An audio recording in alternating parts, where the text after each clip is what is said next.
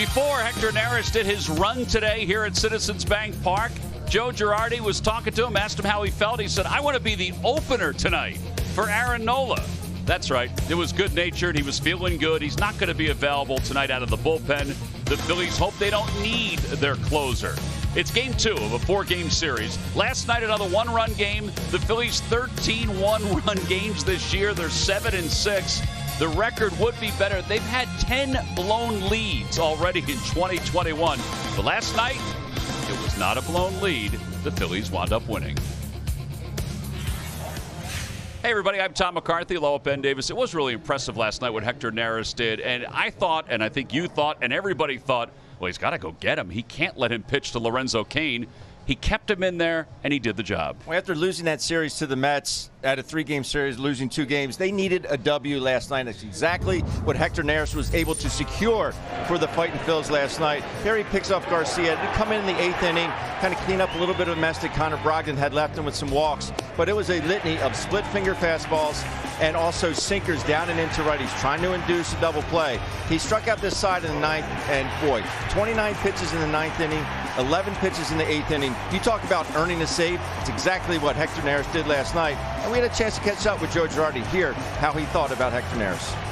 Well, it's a gutsy performance by Hector. I mean, I don't ever like letting a pitcher go that many pitches, and I know he threw a few in the inning before, but just a really gutsy. And he looked over and said, I got this. And that was his last hitter. I mean, no matter what. So obviously he did a heck of a job. That was our own Jim Salisbury who asked that question of Joe Girardi to get that answer. And it was just a great shot that we had for you right there where Hector said, I got this, I'll take care of it. And he certainly did. Well, part of the reason why he was able to take care of it was the work of his catcher behind the plate, but also at the plate. Yeah, over the studio across the street for pre and post, we refer to JT Realmuto as BCIB, best catcher in baseball, and boy, does he have the numbers to prove it. Last night, he comes up, he had a 2-1 pitch earlier in this same at bat, and he fouled it off. I said, boy, wouldn't it be great if he got that pitch again? Well, he got it, and he launched it 417 feet into that second deck. This is just a pretty swing. I don't care if you're left-handed, right-handed. See the extension through the baseball. Good high finish. He creates that backspin, and that was something to watch. Take a look at StatCast, powered by Google Cloud. As I said, 417 feet, 110.1 off the bat. He is a special player, and he's got the numbers to prove that he is number 1 behind the plate. All right, so some of those numbers. Here we go. 325 batting average, on-base percentage 411, slugging percentage 532. And all of that is coupled with an OPS of 944. It is really impressive, and let's not forget about his defense also and how good a defender he is. I asked him last night about that cross-up. He said scary. There was that cross-up in the 9th inning. It was scary. Well, he's back in the lineup today for the Phils, and that guy right there, not really that guy, but that jersey is on the mound tonight. Eric Lauer, meanwhile, makes the start for the Brewers. Lineups at first pitch when we get back. Phillies baseball is brought to you by Xfinity, the fastest internet in Philadelphia. By Citizens Bank, official bank of the Phils. By the Toyota Camry, now with available all-wheel drive. Visit your local Tri-State Toyota dealer today. And by Independence Blue Cross. Learn more at IBX.com.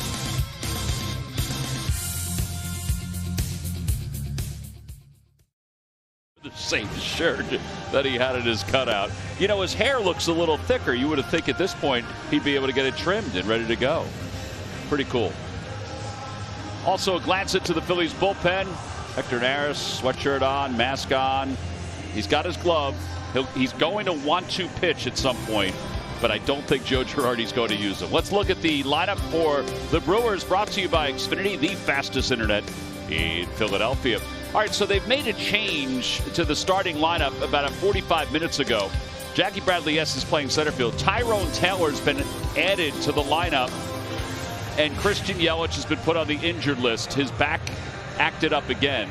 That lineup will face Aaron Nola, making a 7th start. Phillies are 5-1 in Aaron's career starts against the Brewers. He's had some good numbers against Milwaukee. He really has, and he's been pretty good for the Phillies thus far this season. Obviously, we know about the complete game shutout against the Cardinals, but he just trusts himself, as I said in the open. He just really trusts himself, and he can just, you know what, I can avoid contact right now. I'll pitch a contact now. I'll punch your ticket right now. He's pretty much had his way with the opponents this season. And he certainly loves to pitch here at Citizens Bank Park.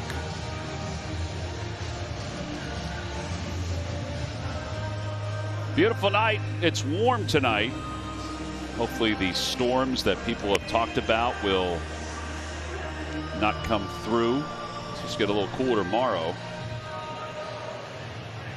Let's see if the Phillies can win back-to-back games for the first time since they built that 5-1 record. They're trying to win back-to-back games. Been tough. Colton Wong will lead it off.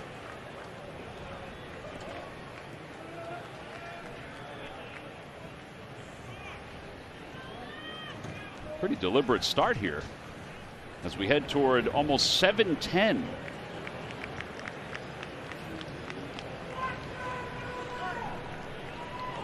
Colt Wong 5 for 8 with a couple walks against Aaron Nola. And the first pitch of the night is hit in the air to left center field. That's hit well. McCutcheon's on the run, so is Quinn. They won't get there. It's a one-hop off the wall. Wong on his way to second, and he's there standing with his second double of the year. We are seeing more and more of first pitch swinging the early onset of this season. I mean, it's not just other teams. I mean, we've seen McCutcheon do it. Pretty much know what you're going to get. And he barrels it, does Colton Wong. So runner in scoring position. Same thing happened last night in that 9th inning. Phillies, though, were able to get out of it.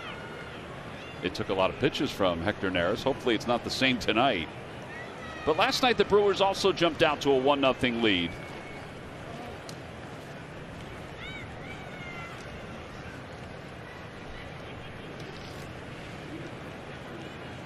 So Wong's at second base. Urias is the batter. And Hector, Aaron Nola turns back toward the second base bag. Wong is back. Urias last year hit .239. He's hit in 4 straight. Part of the reason why he's up to the number 2 spot is that a necessity, but also he's hitting .385 in his last 9 games. And a curveball drops in for a strike, 0-1.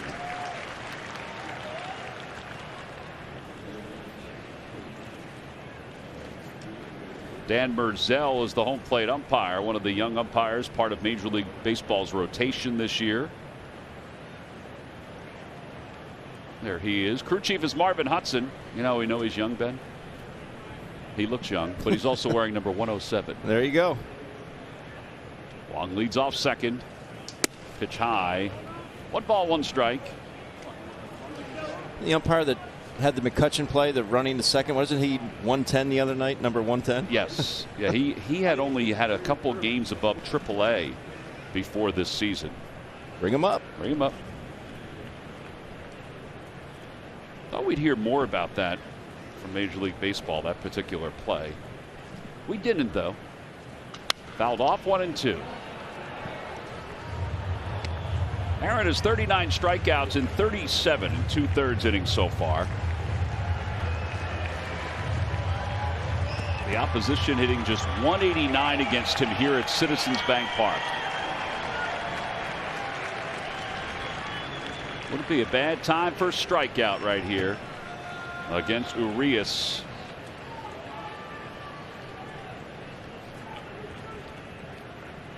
One ball and 2 strikes. We got time. What is going on tonight? I mean, do these guys not want to get going? I mean, there is no rhythm in this first inning. No.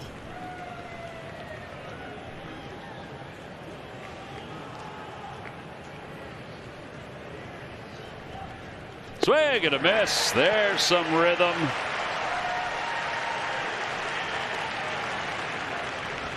One away here in the first inning.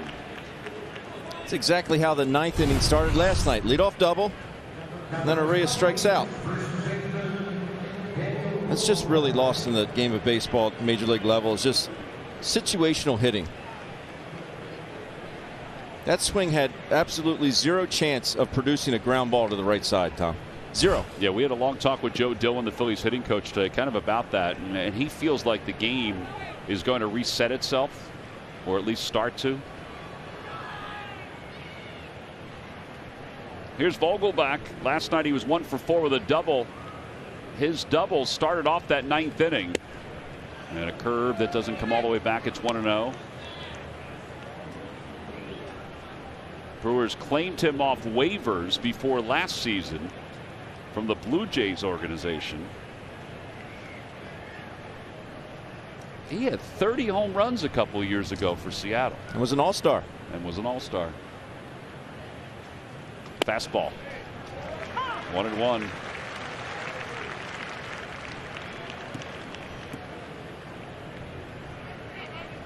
It was the soft stuff that gave him a problem yesterday. And then he drove a fastball for the double to left field.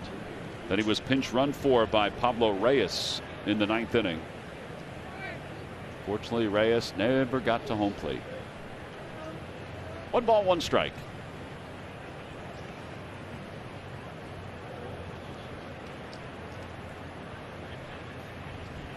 And a looper out to center field. That'll be in for a base hit. Rounding third, heading for home is Wong. The throw by Quinn off the glove of Rhys Hoskins. It's an RBI single, and it's 1-0 Milwaukee. That RBI for Vogelbach is his 5th of the season.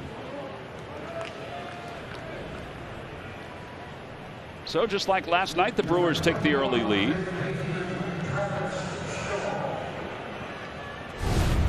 He dumps this ball into center field.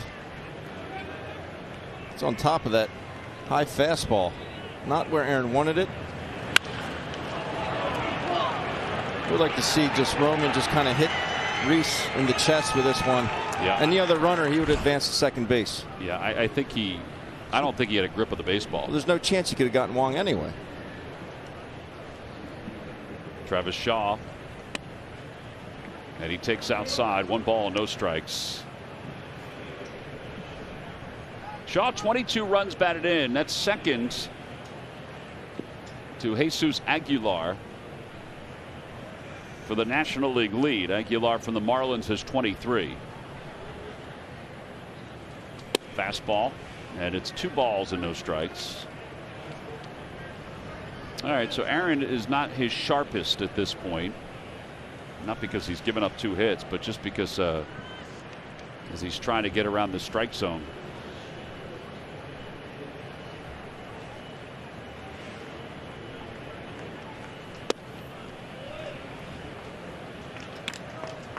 You know, just taking a little beat.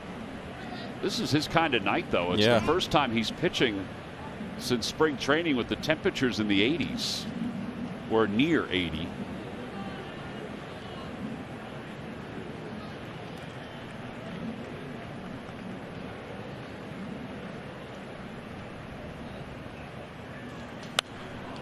Rio green light. And it's 3-1.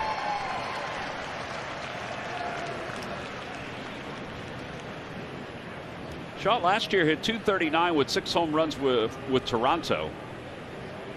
Jackie Bradley Jr. on deck. He was a non-roster invitee this spring for the Brewers, a team that he had 31 and 32 home runs for a couple of years ago. He didn't have a great spring, but they still had an opening. And it's turned out to be fruitful for both, at least the start of this year. 3 balls, 2 strikes.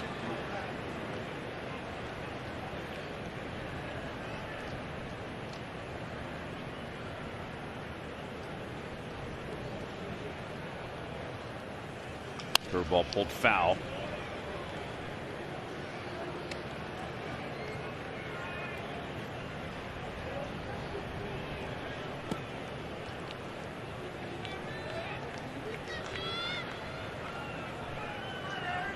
Ball on the ground right here. Keep that pitch count down. Yeah, he hasn't thrown many changeups in this first inning.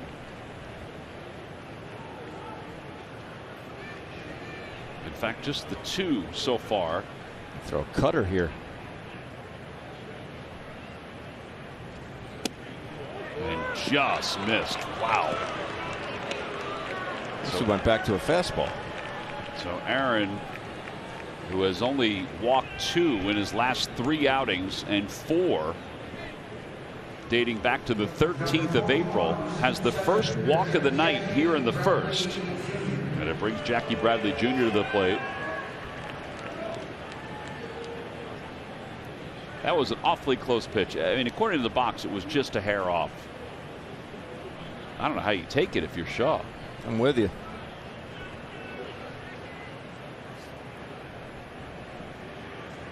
Bradley takes inside. A lot of curveballs. Yeah, that's the 6th that he's thrown out of the 16 pitches that he's thrown in this first inning. Just trying to get a feel for it.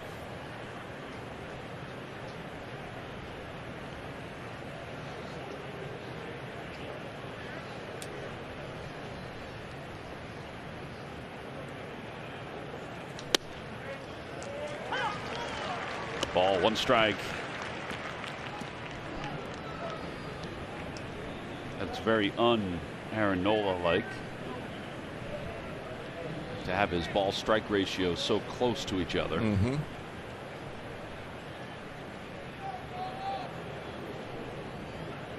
Vogelbach leads off second, Shaw off first. Here in the top of the first inning. Changeup floats outside, 2-1.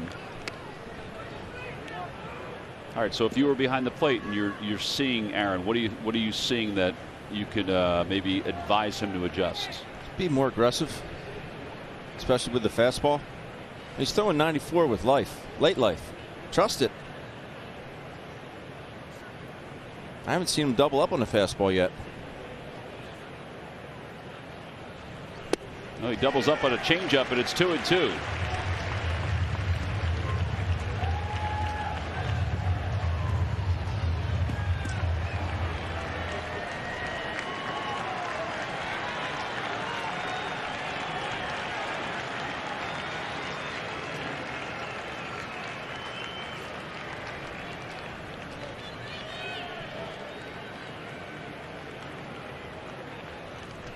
And 3 straight changeups. This one for a strikeout looking second K of the inning for Nola. It was a little low. Yeah, you got to credit JT with working up underneath this pitch. That's exactly right. Yep. Now describe what you mean by working. Watch how it. his mitt works upwards. So the umpire doesn't see you catch it and go down with your mitt. You work up underneath it. It's almost like a optical illusion to the umpire. Right, because he's looking over the top almost. Correct. Yeah, you can see there that the pitch was out of the zone according to PitchCast. Once the umpires see you ride that pitch down, they're thinking, oh, ball. Tyrone Taylor, who was just re-added to the Brewers roster before this ball game with Yelich going on the injured list. He stands in, takes a curveball, 0-1.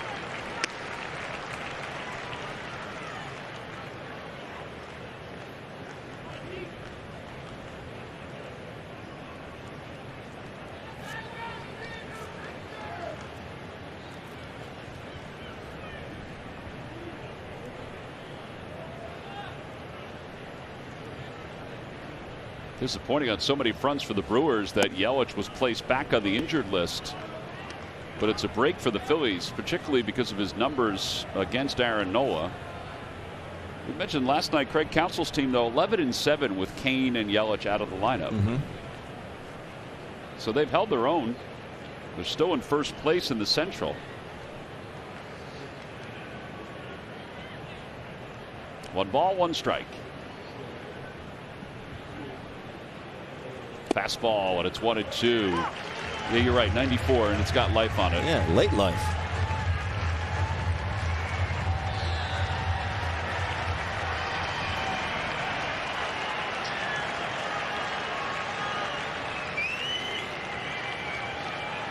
Either try and dot that fastball down and away, or maybe the two-seamer run back over the outside part of the plate, or you throw that good curveball. Runners take their lead. It's 1 ball and 2 strikes. And the pitch. Fastball way outside, 2-2. He tried the two-seamer and run it back. Just yanked it glove side.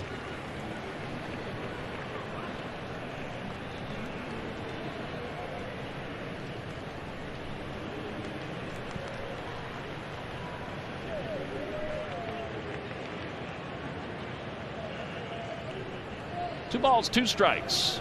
This will be pitch 25 here in the first. Still can get his way through this by allowing just the 1 run. That would be huge. And the runners inch off. And the pitch. Curveball outside, 3-2.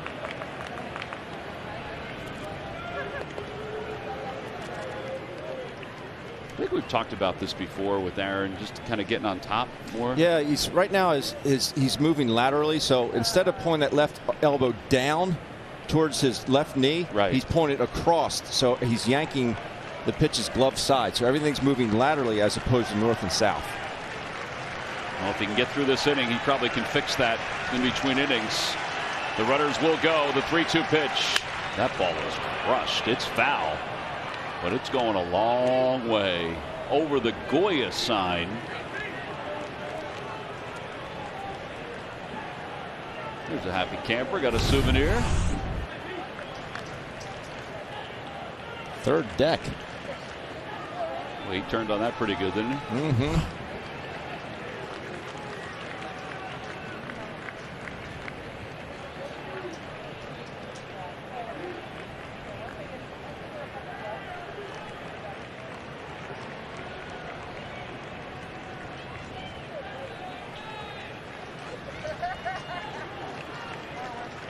Two again.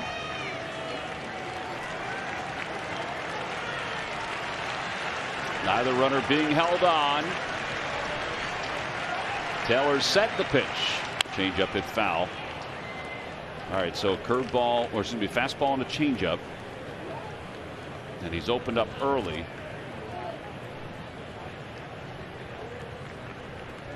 He's had to labor in this first inning. Yeah, he sure has. Our scouting report with Michael and Ruben before the ball game, 7 or 8 and then 1 from the bullpen. I don't know if that's holding through right now, but we have seen with Zach Wheeler and others that you can get through it. Fastball and just missed, just off the outside corner. Second walk issued by Aaron. It's the second time this year, only the second time, that he's walked 2 in 1 game. Forget about 1 inning. The dig to try to find that. Caleb Copham heading out. It's a good time for a breather too. Yeah.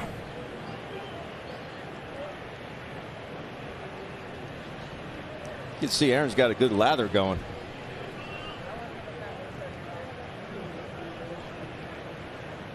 Eight pitch at bat for Taylor. This is after Shaw had a 7 pitch at bat.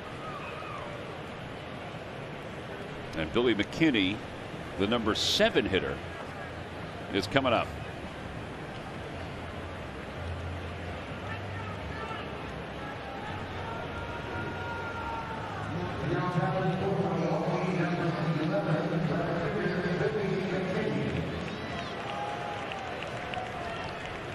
McKinney's had a lot of starts this year in left field because he's been the primary left fielder with Yelich out. He was originally slated to play right field tonight, but when Yelich went on the injured list, they moved him over to left. He's up with the bases loaded. He walked last night as a pinch hitter. And he fouls the first one 0-1. That got the mask of the home plate umpire, Merzel.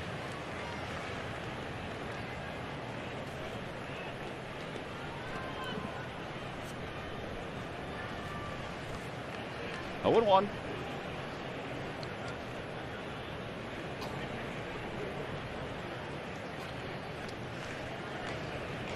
Got to keep it at 1 run here. Just have to.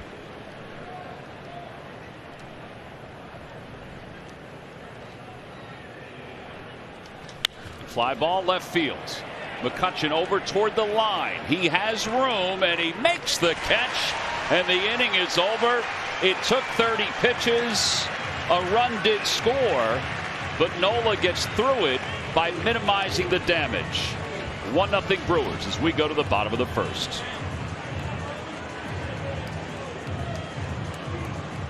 Top, Joe Girardi's team, well, they managed things in the top half of the first. Let's take a look at what his lineup looks like tonight. Brought to you by Xfinity, the fastest internet in Philadelphia. Andrew McCutchen leads it off. Kutch, 33 career home runs against the Brewers. It's the most of any team that he's played against. Let's hope he starts this lineup on a good note.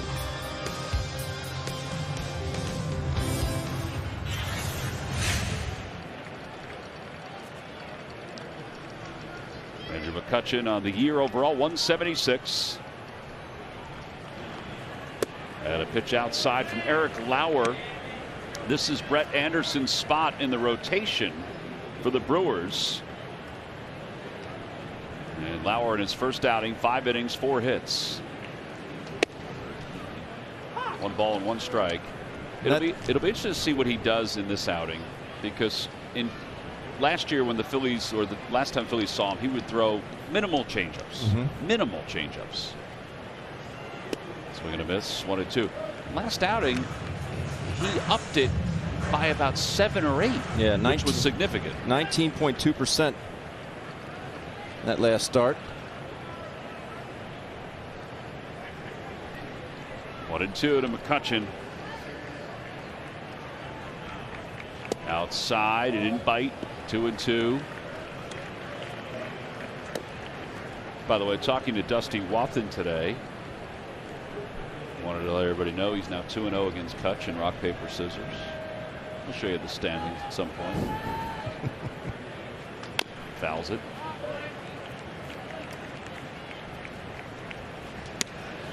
And that's the swing right there that I'd asked Joe Dillon about today. The fact that his bat only seems to be in the zone for a little bit. And he says it's because he's not incorporating his legs as much as he needs to. If he uses his legs, he can get more length through the zone, through the baseball. Right now, it's just kind of choppy in and out. Out towards center field. On the run is Bradley Jr. Out to the wall. It is gone! Center field home run for Andrew McCutchen. And just like Sunday night, he has a first inning home run. He ties it at 1, 432 feet. They both threw down paper. And I think he used his legs on that one. Absolute nuke to dead center. This ball came off hot. Now that's through the baseball. Oh, he got his legs into that one, T-Mac. So 2-0-1.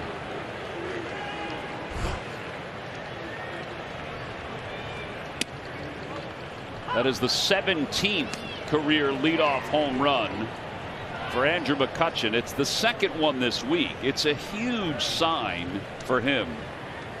And it's the 34th that he's hit against the Brewers. Rhys Hoskins takes on the outside corner, 0-2. That sound just gave me chill bumps. I mean, it was cool. loud. It was cool.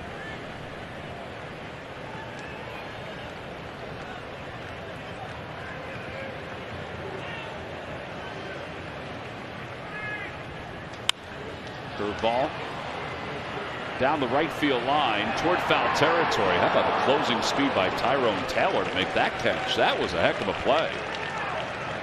I'm thinking this is in no man's land. He was gliding toward that, wasn't he? Very athletic for a big man.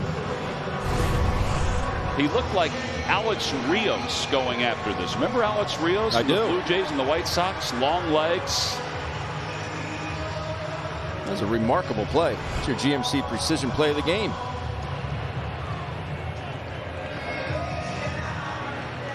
So 1 out. Game tied at 1. JT Realmuto, the hitter.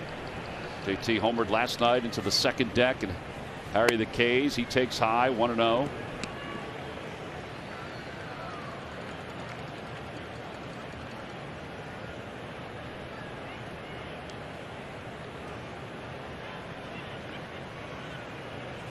Pulls that one toward third. Glove side for Shaw. 2 outs here in the first. Yeah, that'll bring Alec Bohm up.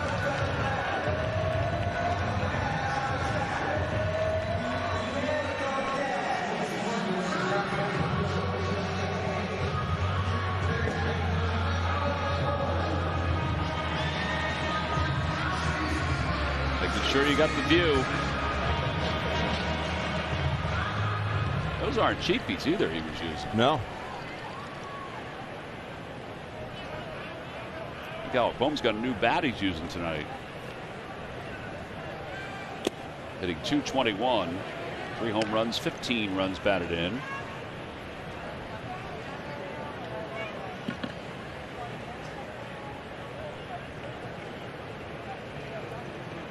Alec last night was 0 for 4 with a strikeout. He certainly has had to adjust this year. Last year, his slugging percentage was over .480. This year, it's at .337. It's part of the difference as he adjusts through the league again. 0-2 pitch to Lauer. Swing and a miss. Strikes him out. The inning is over, but the Phillies do tie it up. Thanks to Andrew McCutchen's 34th career home run against the Milwaukee Brewers. Got his hands, got his legs, got everything into it. Out to the bullpen. Almost hit Coonrod. It's a 1-1 game.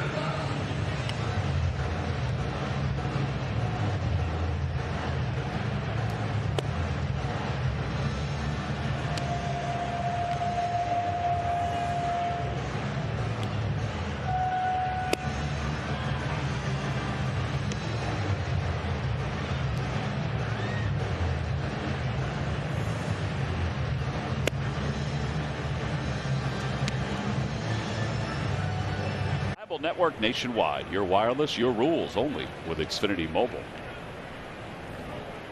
Last night in the first inning, Vince Velasquez 2 hits, 27 pitches, 1 run. Tonight, Aaron Nola 2 hits, 1 earned run, couple walks, 30 pitches. So similar. Hopefully the Phillies can have the same result as last night.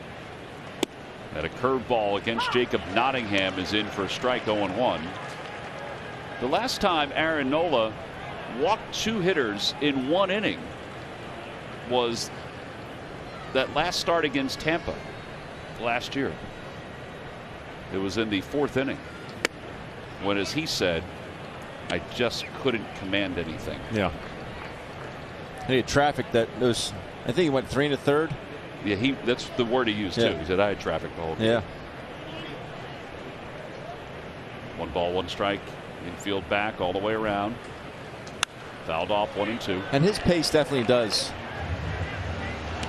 slow down when he's got traffic out on the bases. Yeah, and a lot of times pitchers will use that to their advantage to knock the timing a little bit. But when you have it the whole game, it's kind of wearing.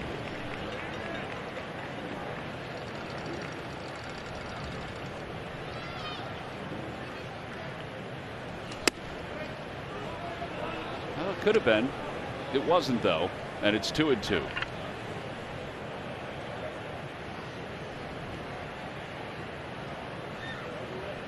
The last time Nola threw 30 pitches or more in the first inning of a game was on May 13, 2019 against Milwaukee. Swing and a miss, 3 strikeouts.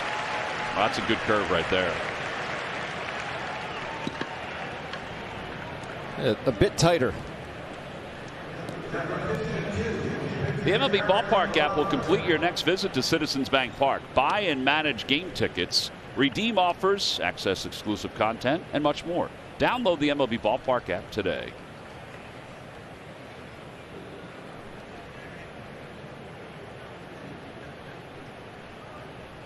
Lauer is 1 for 2 lifetime against Nola.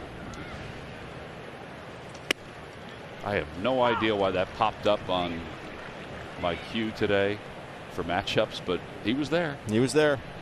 it's very rare that the opposing pitcher pops up on the matchups. 0-2.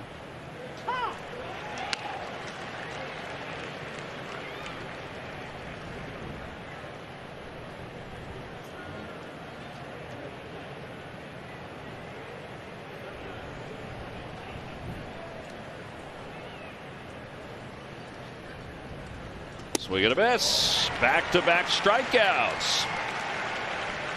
4 Ks. And back to the top of the order for Colton Wong.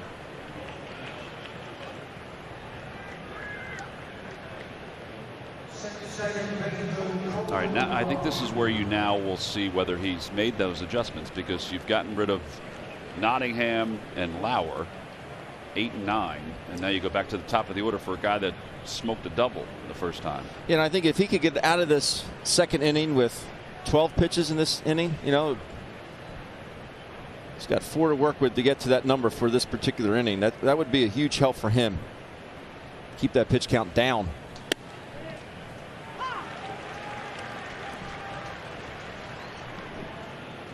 Wong scored the run for the Brewers in the first. And then the Phillies' 7th first inning home run followed. Curveball. Again, it could have been. It's 1 ball, 1 strike.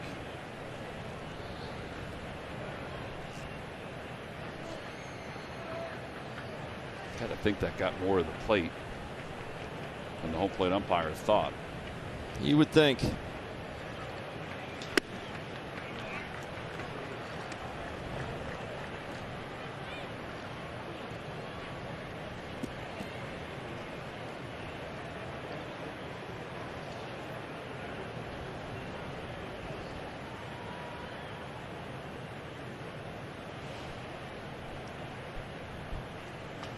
Pulled foul.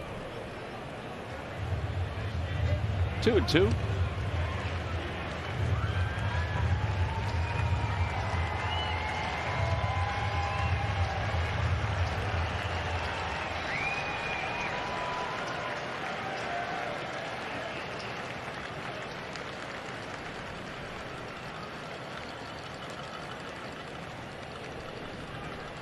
Can he strike out the side, Tom?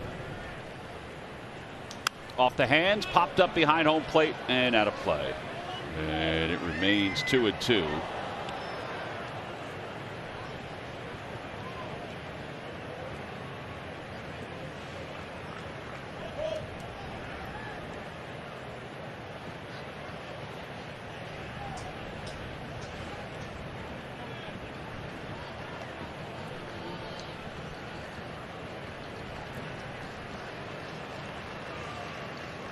And again, the 2-2 pitch. Outside 3-2 with that changeup.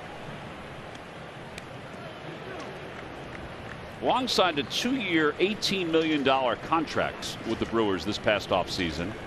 They have an option for a 3rd year. They've been really happy with what they've gotten from him. He's played Gold Glove caliber defense at second base. 3-2 pitch to him. Curveball hooked foul.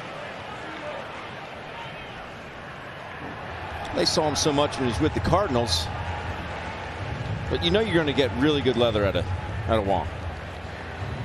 And I think that, you know, he's holding his own thus far, especially after coming off the IL earlier in the season.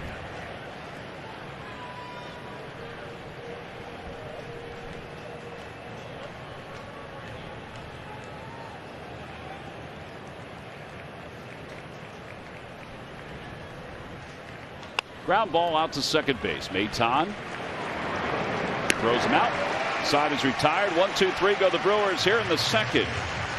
Couple strikeouts for Nola. We're on to the bottom of the second. It's a 1-1 game.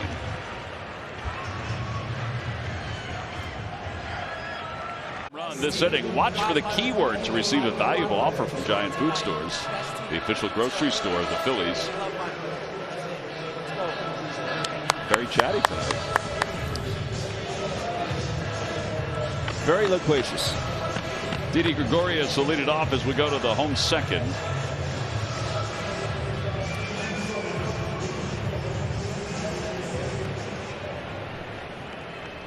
Didi was 2 for 3 last night with a double. And he takes a strike to start this one.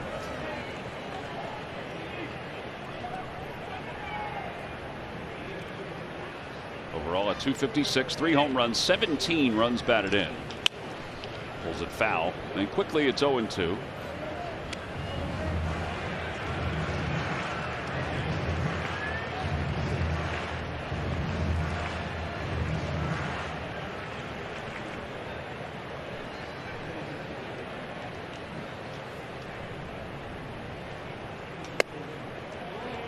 Mentioned that Lauer took the spot for Brett Anderson in the Brewers rotation. The guy they're going to miss is Corbin Burns, who went on the injured list on the 29th of April. He with a 1.53 ERA. We're going to see the guy that's their ace as Gregorius strikes out in Brandon Woodruff. He'll pitch Thursday's game. He has an ERA of 1.80. And part of the reason why Milwaukee has been so good this year is because of Burns and Woodruff in particular. Second strikeout for Lauer. Goes with a high cutter. And Woodruff, everything is hard, heavy, and moving. And he can hit. And he can rake. Here's Brad Miller. Speaking of raking, at least Joe Girardi's hoping that Brad will get something good to hit tonight. He's making only his second career start in right field and the 32nd start as an outfielder in his big league career. Starting for Bryce Harper, and Joe said today they're hopeful that Bryce will be able to play maybe tomorrow. Hopeful. 1 ball and 1 strike.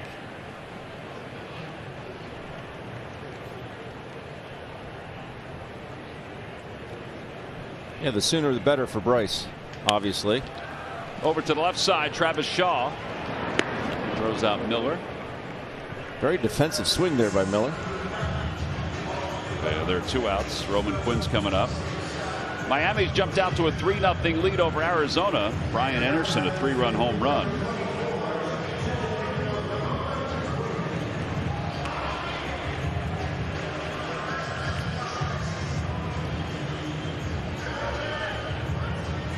It's a wacky division, this National League East.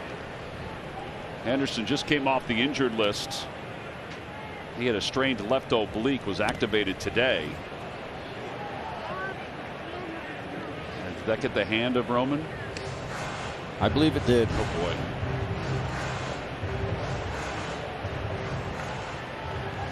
Like his top hand.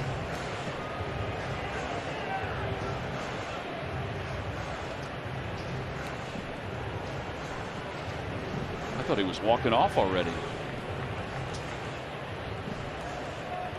I think he is going to walk off. Let's see. He's in pain.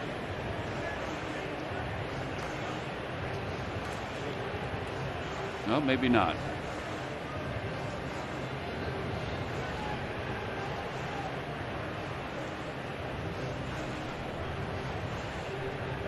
That's that top hand too.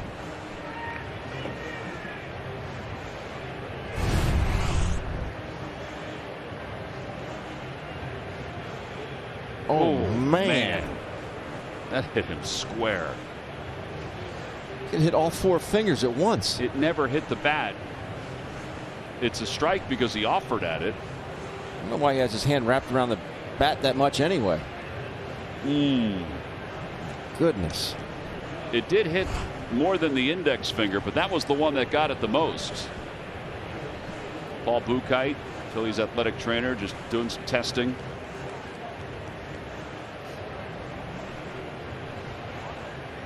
Roman's rocking back and forth. I mean,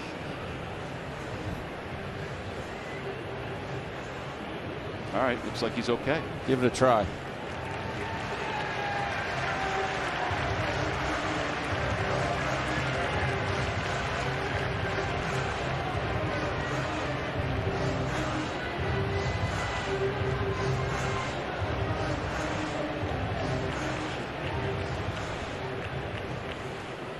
Travis Shaw's not buying it. He's still playing even with the bag at third. 0-1. And a looper out to left field. That'll be in for a base hit.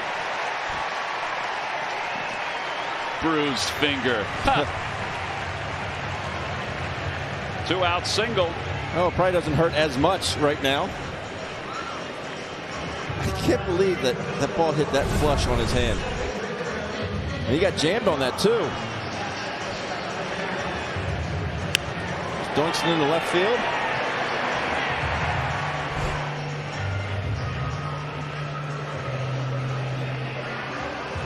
Well, Roman's got a hit in 3 straight. That's a step in the right direction for center field. I guess the step in the right direction was getting the overall center field batting average up over 100, which they have done. Uh-oh. Wow. He had him. He balked Vogelback. And Roman's going to get to at least third. Wong's throw lofts toward home.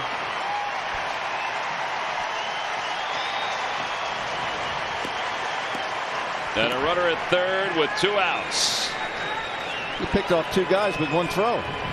The problem is that the first baseman was the most important one. Nobody was there, though. Yeah, 2 guys. That's what we're saying.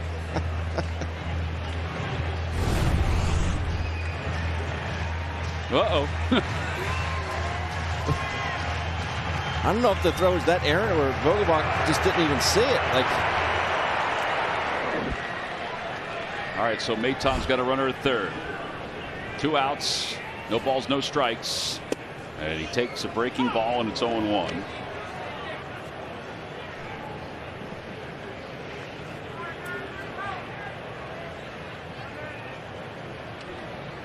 Roman can get a pretty good size lead off third, with Shaw playing way off the bag.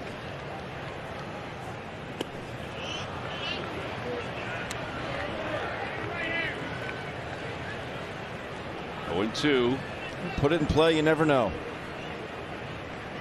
Yeah, particularly the way the left side is wide open.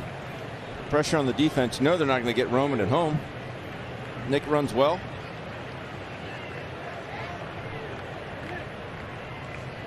Maton with 6 multi-hit games this year already.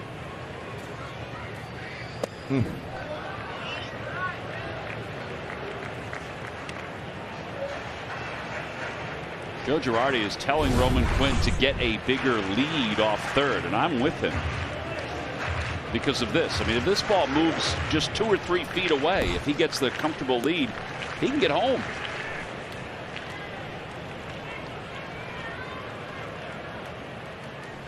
Swing and a miss. 3rd strikeout for Lauer. After Roman Quinn's single, goes to third on the E1. We'll go to the 3rd inning.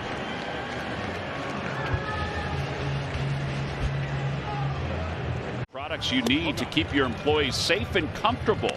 From workstation dividers and shields to signage, furniture, and personal protective equipment. Count on who? But WB Mason. Medium binder clips are also available. Odubel Herrera is going into the ball game for Roman Quinn. Roman had some blood on that finger, which was hit. So maybe they just thought it was better to get it looked at. I'm sure they'll take a picture of it.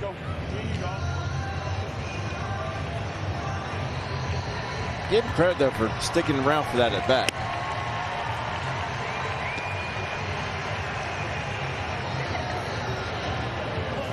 Nola just finishing up his warm-up tosses. Will face Urias, Vogelback, and Travis Shaw. Going off. There's the blood on the index finger for Roman.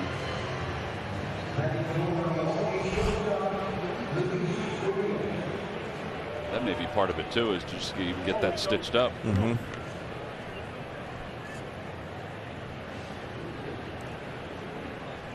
Urias struck out his first time up.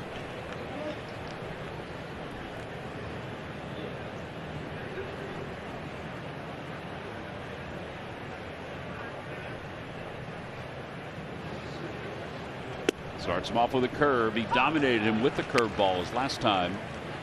And it's 0-1. –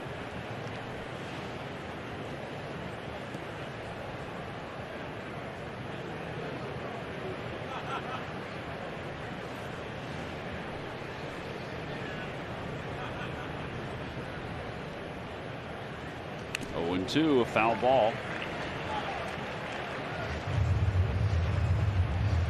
By the way, let's wish some luck to all of our minor league affiliates. Minor League Baseball, after more than 600 days, is up and running. Lehigh Valley started tonight. Reading Fightins. So good to see. It's great. Jersey Shore Blue Claws, Clearwater Threshers, and everybody else. All the other minor league teams. Wilmington Blue Rocks, the Trenton Thunder. Here's the 0-2 pitch. Swinging a foul. I pass that stadium a lot down in Wilmington. It's and beautiful. It's a beautiful ballpark right off of 95 there. Every time I go by, I think, man, what a shame. What a shame. Well, it's nice to see that they're all getting a chance to get things rolling. Yep. You know, for a variety of reasons. Player development, yes, big time. But for the communities. Mm-hmm. And so many great communities that really thrive on it. Here's the 0-2 pitch. A little low. 1 ball, 2 strikes. Threw him a changeup. And the players that just missed playing. You know, it's great to have them back.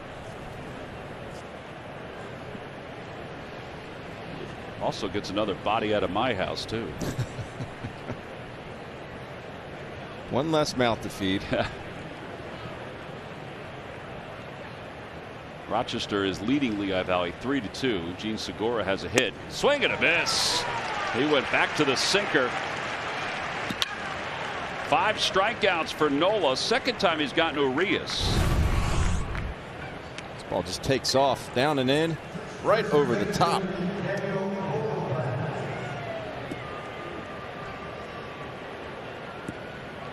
I think he was looking for the curveball again, Tom.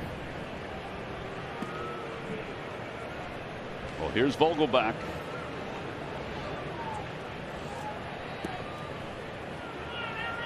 Vogelbach has the RBI tonight for the Brewers. He singled to center field.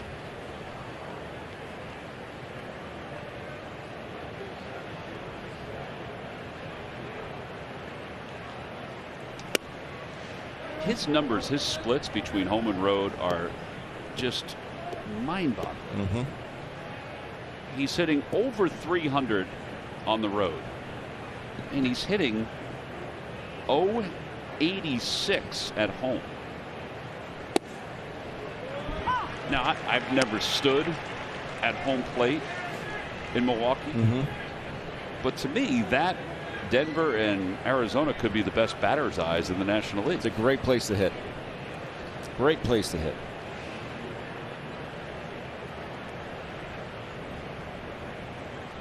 One ball and 2 strikes. Yeah, so I don't know what the rub is. I don't know what the difference could be. And the ball takes off there too. There have been some far home runs at that place. This will be the 55th pitch of the night for Aaron Nola. He has 5 strikeouts. He allowed the run in the first and the single by Vogelbach. And the pitch. Curveball rolled over the mound. Gregorius was shaded that way. 6-3 on the putout, and there are 2 outs. You never have to miss a Phillies moment with the My Teams app. Stream all of our games, including pre- and post-game live with the My Teams app, presented by your Delaware Valley Chevy dealers. Travis Shaw walked. He had a 7-pitch at-bat his first time up. That at-bat and the Tyrone Taylor 8-pitch at-bat were the 2 exhausting ones for Aaron. Half his pitches were to those 2 guys in that first inning.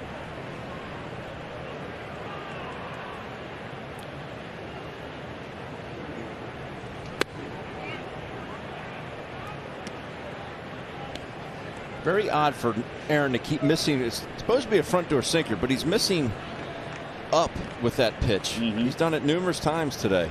He just can't get it down and in there. See, same thing again. Like he's flying open with that shoulder, and everything's dragging. That arm is dragging behind. What a gorgeous night.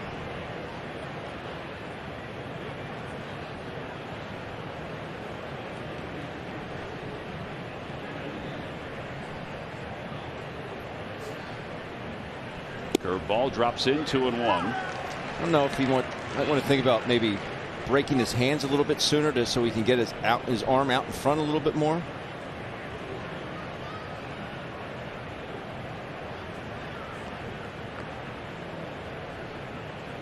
Crowder foul.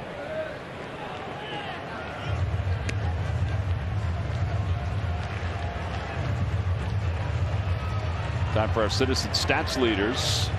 Aaron Nola, his strikeout to walk ratio, much different at home. Much better. Opponent's batting average 189, four-seam average 125.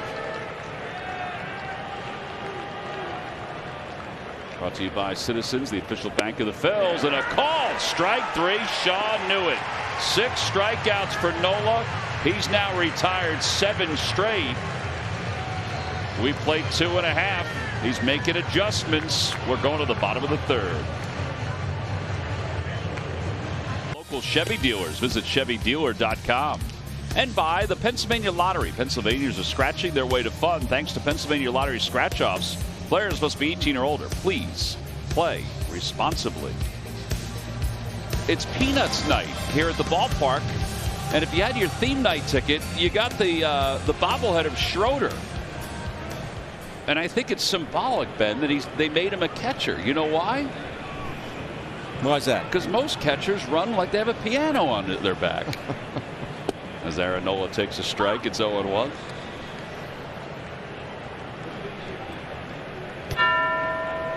I see what you did there. Sorry, JT, I wasn't talking about you. Nola hits it over to 3rd. Shaw takes the hop. Throw is a bit high, but Vogelback is able to reel it in. 1 out here in the 3rd. Anyway, theme nights here at the ballpark.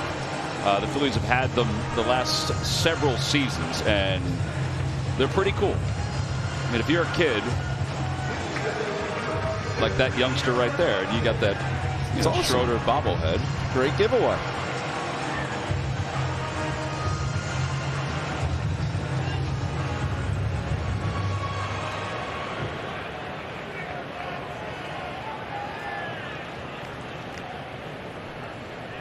McCutcheon takes a breaking ball. He homered his first time up.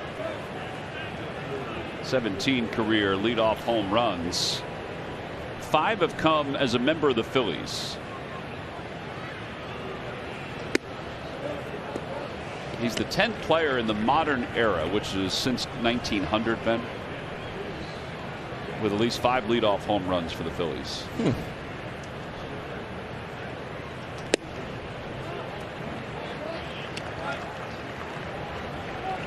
Folks might wonder, when you think about Andrew, he's got power, that 17's light. He wasn't always a leadoff hitter. Right. And a high fly ball to left field. McKinney going back to the wall. It is gone! It's a 2-home run game! 2 different personalities, one to center, one to left. Rock, paper, scissors. Paper covers rock. It's a 2-1 game. Magic legs. He's got his legs back. That bat is flying through the zone. You know, this whole familiarity thing, we talked about his home run total for his career against the Brewers. 33 was the most of anybody. There has to be something to it. That's now 7 hits and 10 at-bats against Lauer. Tries to sneak one in there. See the extension, Tom. That's what I'm talking about. You get to it, your swing's not over. You have to keep going through it. And that's what he did. That good high extension. Create backspin, create carry, homer. 4 home runs for Kutch. 11 runs batted in. Swing and a miss. 1 ball, 1 strike.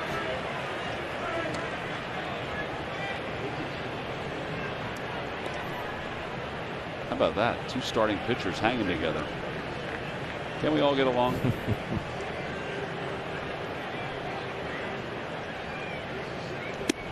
Outside 2-1.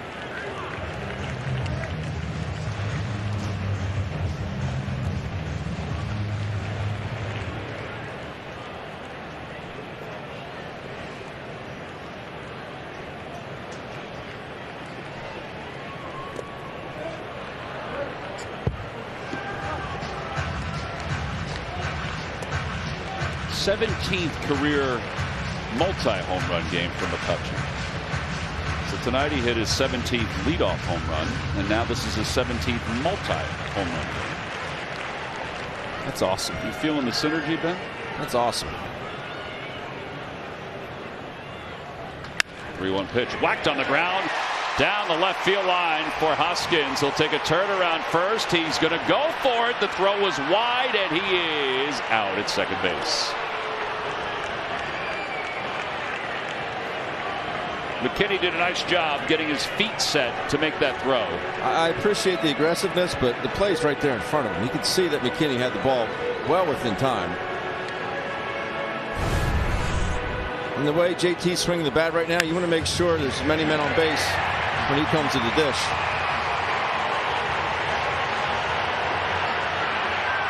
I mean, that ball beats him by 15 feet. Yeah.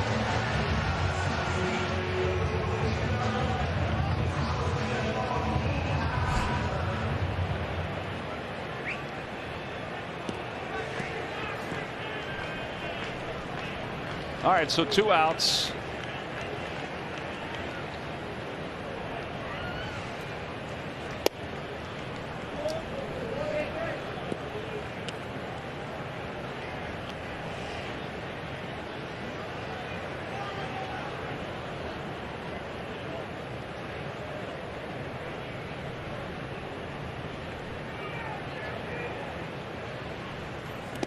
In the dirt, 2 balls and no strikes.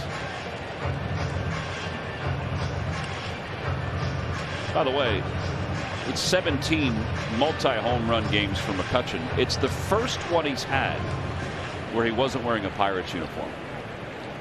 Didn't do it with the Yankees, didn't do it with the Giants, and he hasn't done it with the Phillies. Third year with the Phils. Wow.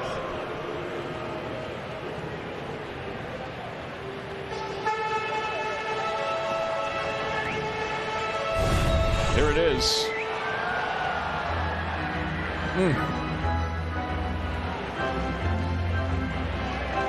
Bottle it. Nice play by the youngster. Dusty's on fire. Yeah, he is.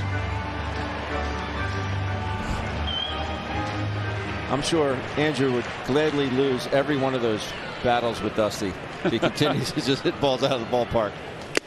So we get a foul tip, 2-1.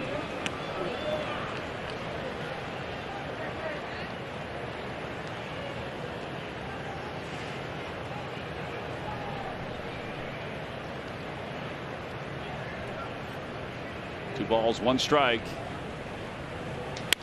Hit toward third on 1 hop and under Travis Shaw's glove. Real Muto will hold up at first. Wasn't necessarily hit that hard. Shaw thought this was going to bounce up higher. I think it took a weird hop the second time. It just took the 1 bounce, didn't it? Watch the bounce. Yes, it did take 1. I apologize, but yes, did you see how awkward it was? Yeah, it's got like side spin on it. He should have had it. Fanned on it. Second error of the game for Milwaukee. Here's Alec Boehm. He struck out his first time. Come on.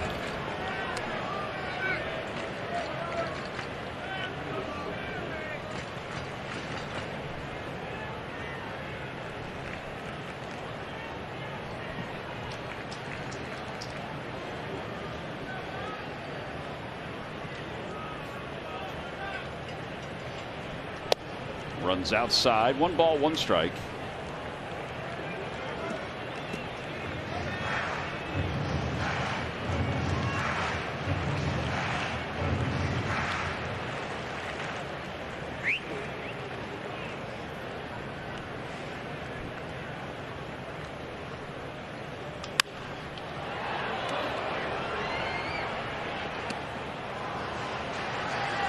Our Geico quote of the day is provided by Alec Boehm on improving in May. I haven't handled my start as good as I could have. I'm trying to stay positive with everything. There's nothing I'm really working on and trying to fix. It's just keep doing what I'm doing and things will change. And Joe Dillon told us that you have to look at the results a little differently which is what they're trying to talk to Bohm about. He floats that one to center. On his way to third is Real Muto. The throw goes to the cutoff man. First and third with 2 men down. And that's why you can't get so focused on the results. How many balls has he lined out this year? It's Bohm. But this approach right here, we talked last night, you're going to get jammed. But if you keep the bat moving forward, you can dump balls into center field. The approach never goes away from Alec Bohm. He stays with it. The ball way down on the trademark.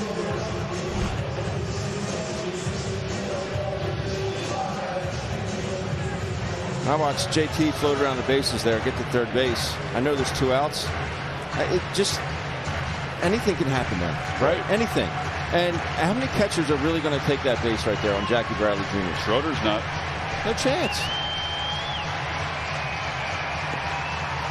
He just brings a different dynamic to the game when he's behind the plate or at it or on the bases. It's just an athleticism that's complete. Yes.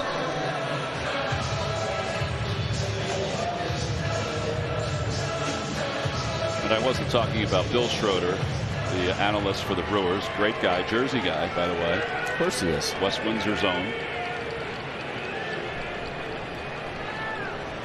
Rock is doing the game tonight back in Milwaukee. Didi takes outside, 1 ball and no strikes.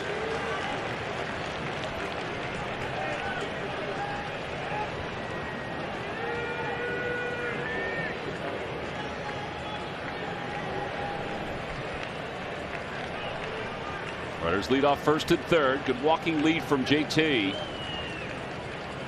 In the dirt, and it's 2-0. Good play by Nottingham.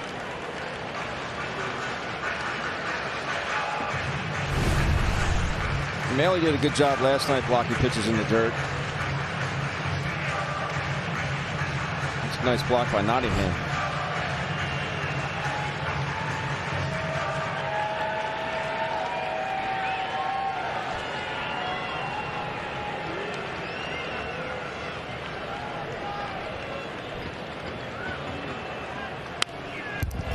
Tried a fastball and he fouled it back. He had a good swing at it. It's 2-1. Despite being way off the plate, he did have a good pass at it.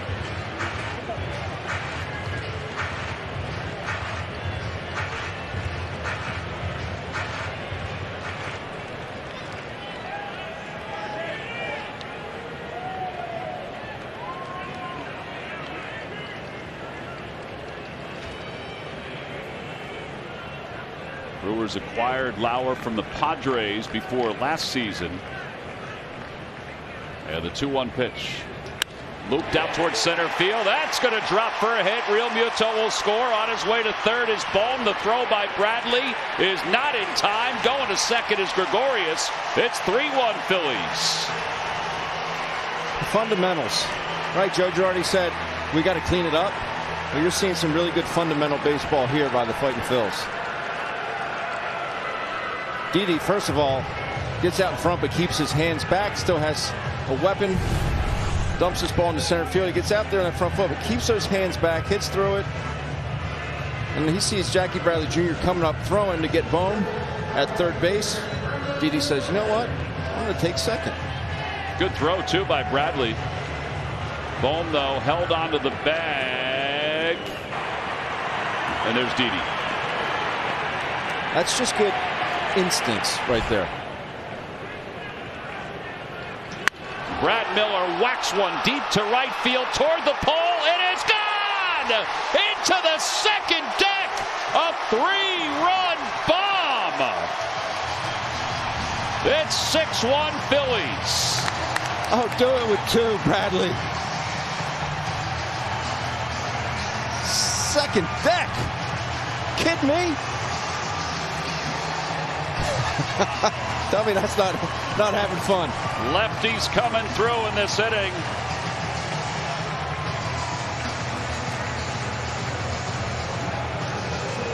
Career home run number 98 for Brad Miller. 405 feet.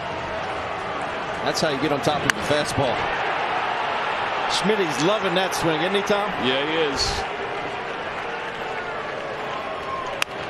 A bouncer back toward the middle. Odubel's retired.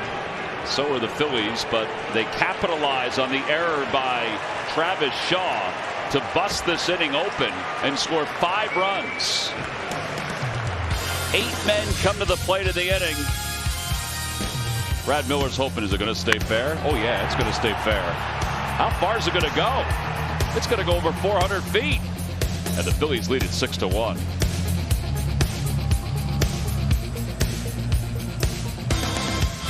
Find your 2021 RAV4 Toyota today. Toyota, let's go Phils. Brad Miller got a very nice round of applause when he went out toward right field after hitting that second deck home. I mean, he killed that ball. Sure did.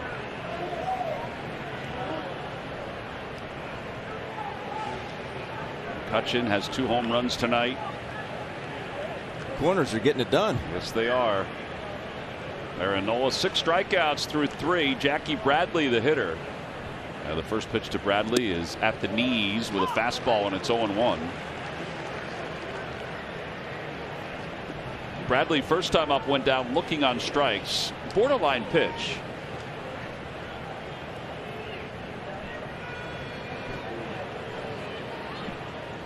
Off the hands, out of play.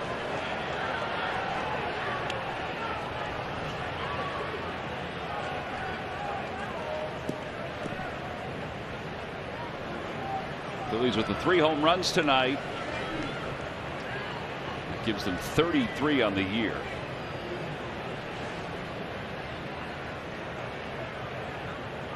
And the 0-2 pitch. Curveball lifted out towards shallow right field. Maton, the second baseman, is there.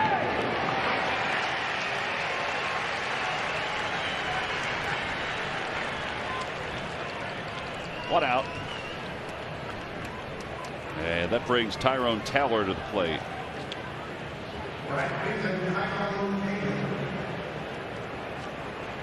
Taylor walked in the first inning.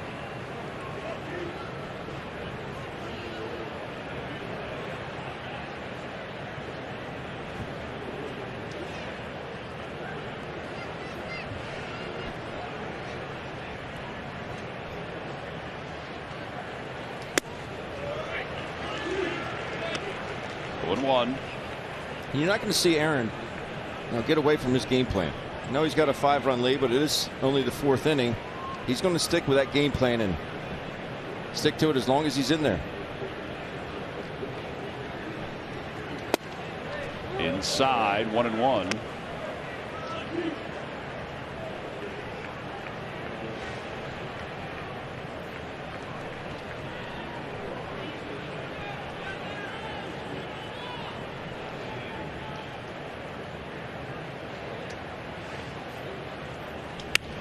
On the hands, soft line drive foul off the netting.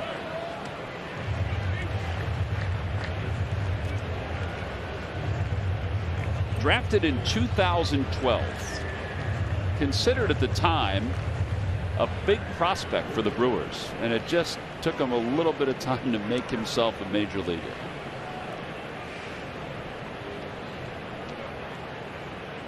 .22 games last year, hit .237. There are some that feel like he is pushing for an everyday spot in this outfield. I think the numbers would prove that. 323, 2 homers, 7 RBIs.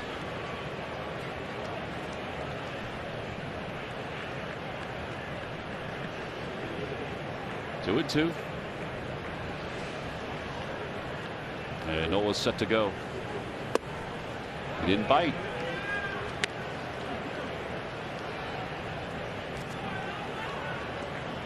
Eight pitch at bat his first time up, and now he's run the count full again. It's 3-2 in this plate appearance.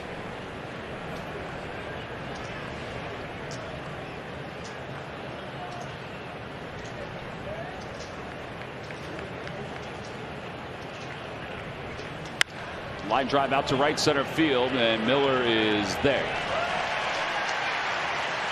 Still floating after that 3-run home run. He floated over to the alley to make that catch. Phillies are going to welcome in the Marlins to Citizens Bank Park for the first time this year for a 3-game series. You don't want to miss it. It starts Tuesday, May 18th at 7:05. All 3 games are at 7:05. Tuesday, Wednesday, Thursday. Visit Phillies.com for ticket availability.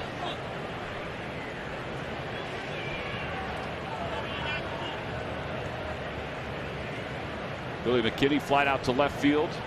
As big an at-bat as this game has seen, because Aaron Nola needed to stop the flood in the first inning. Flood of pitches. And he drops a curve in. So that's what I'm talking about. He's not going to be like, oh, listen, I got a 5-run lead. I'm just going to start pumping fastballs. There's the first pitch, backdoor breaking ball to McKinney. Beautiful pitch.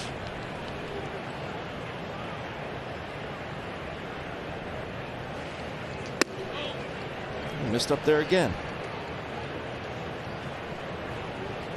1 ball, 1 strike.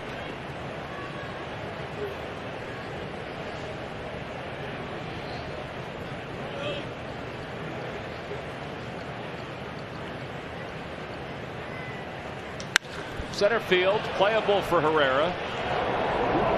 It's going to slice over toward left center, and the inning is over. This has been a nice job by Aaron Nola to retire 10 in a row since a walk in the first. We go to the bottom of the 4th. Find your 2020 RAV4 Toyota today. Toyota, let's go Phils. Hope those guys are enjoying the big Budweiser. Well, on the Coors Light. Ice cold Budweiser is probably one of the terms that we would always mimic as a kid, because you'd always listen when you go to the ballpark. Ice cold Budweiser. Budweiser here. Scorecards, yearbooks, right? Absolutely. You're not buying it. Here's Nick Maton. He struck out his first time. 0 for 1. And Maton takes at the knees.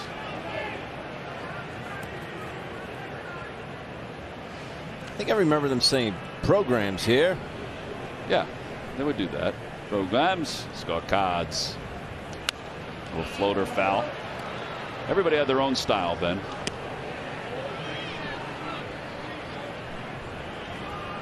It's like an art form.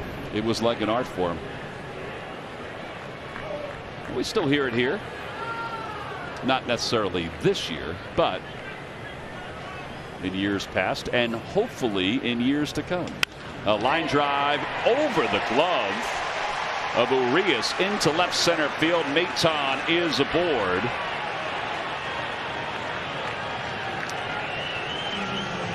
He does get some barrels on some baseballs. Pretty swing. I like Joe Dillon's response today.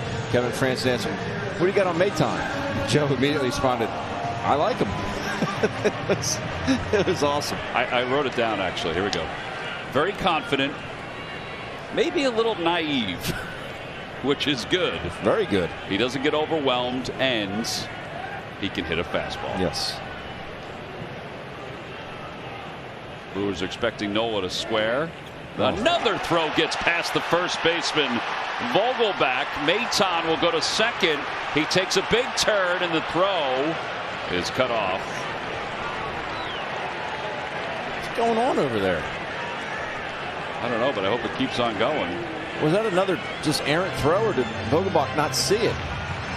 By Vogelback's reaction, I'm just assuming it was him, but let's see. No, that wasn't him that time. I mean, I think it was catchable. Catchable. Easy.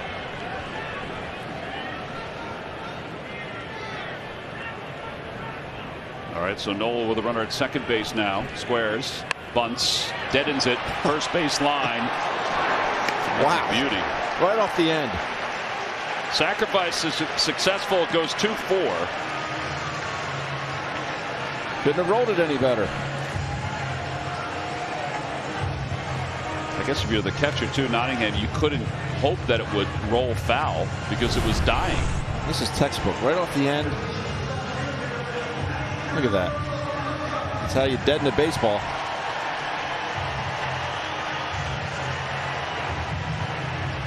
Keeps that bat head up. That is textbook. Well done, Aaron. How do you not walk Kutch here? I know it's a 5-run lead, but plus you got the infield in. With a runner at third. McCutchen's already homered twice. 0-1.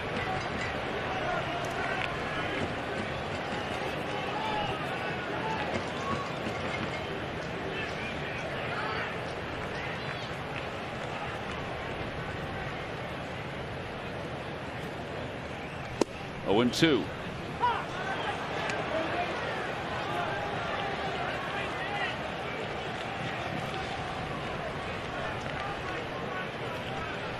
McCutchen had a 3-home run game back in August of 2009. 0-2 to him here with a runner at third. Lays off 1-2. It's kind of like the first at bat. That 3-home run game came against Washington.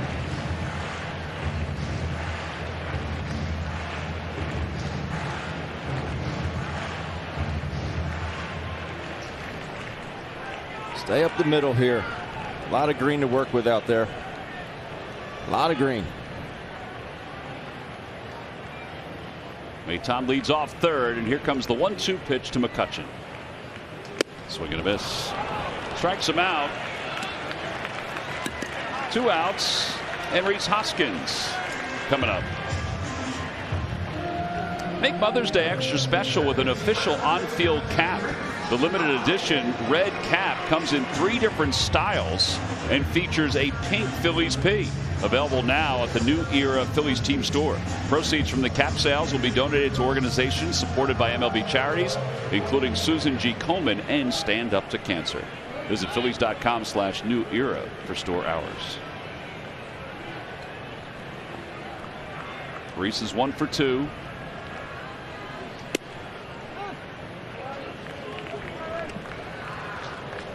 Cutter that languishes off the outside part of the plate. 1-0.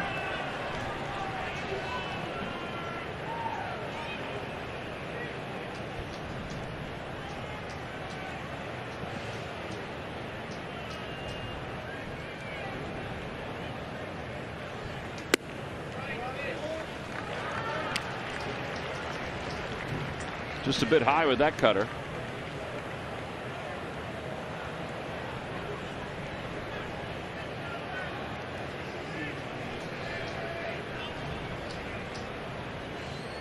Two balls, no strikes. And the pitch.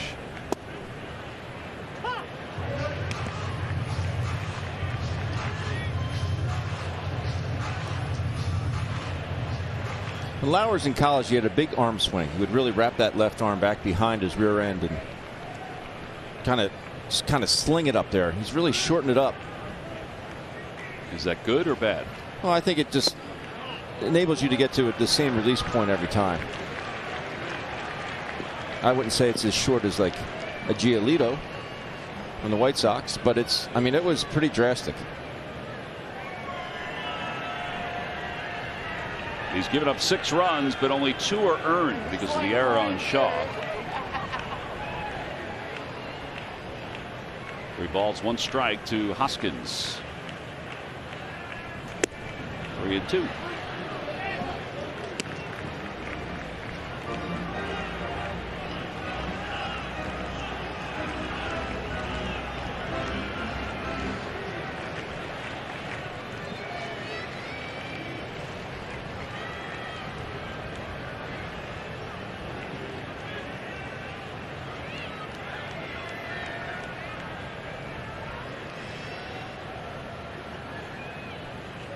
Opposite way, foul.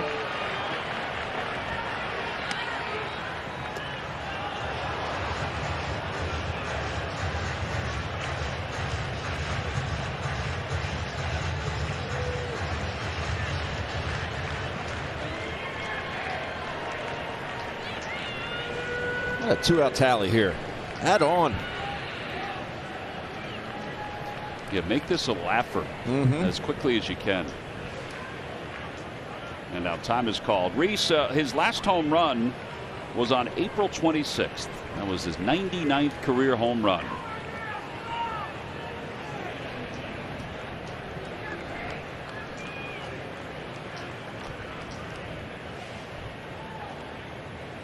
Lines that one, caught by Shaw at third. And the side is retired. Phillies leave one over at third. No runs, 1 hit. One more error for the Brewers. We move to the fifth. It's a 6-1 Phillies lead. And Sarah, like everybody else, will enjoy the new Raging Eagle Mango from Yuengling. That's right. Our buddy Dick Yuengling brought it up the other day. How was it? It was very sweet. Was it? Yes. Jimmy liked it. Ruben liked it. Jimmy left it on the counter after having a few sips. He goes, I don't know if I can drink any more of this. It's a big beer. 6% too. All right, we start the fifth inning. Aaron Nola trying to keep his economy of pitches down with a 5-run lead. And he starts Nottingham off with a curve. He struck him out last time.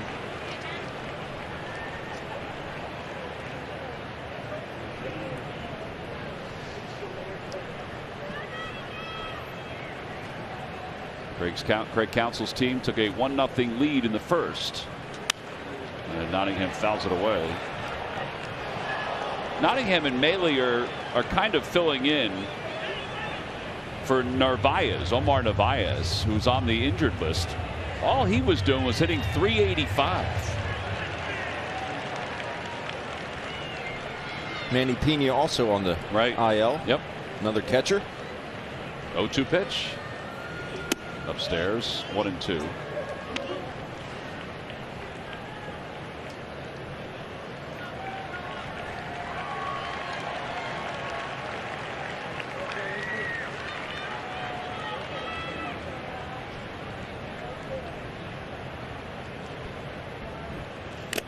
That one got a piece of Real Muto on the foul.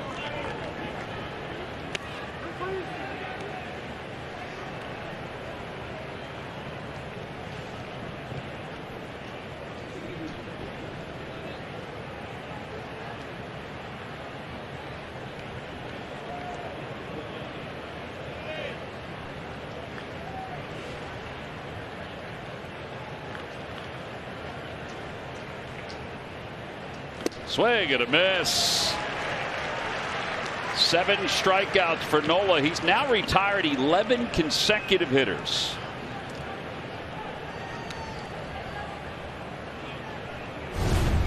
Good change up here. Pulls the string. A little bit of movement there, but Nottingham way out in front. Reading fastball. Just never gets there.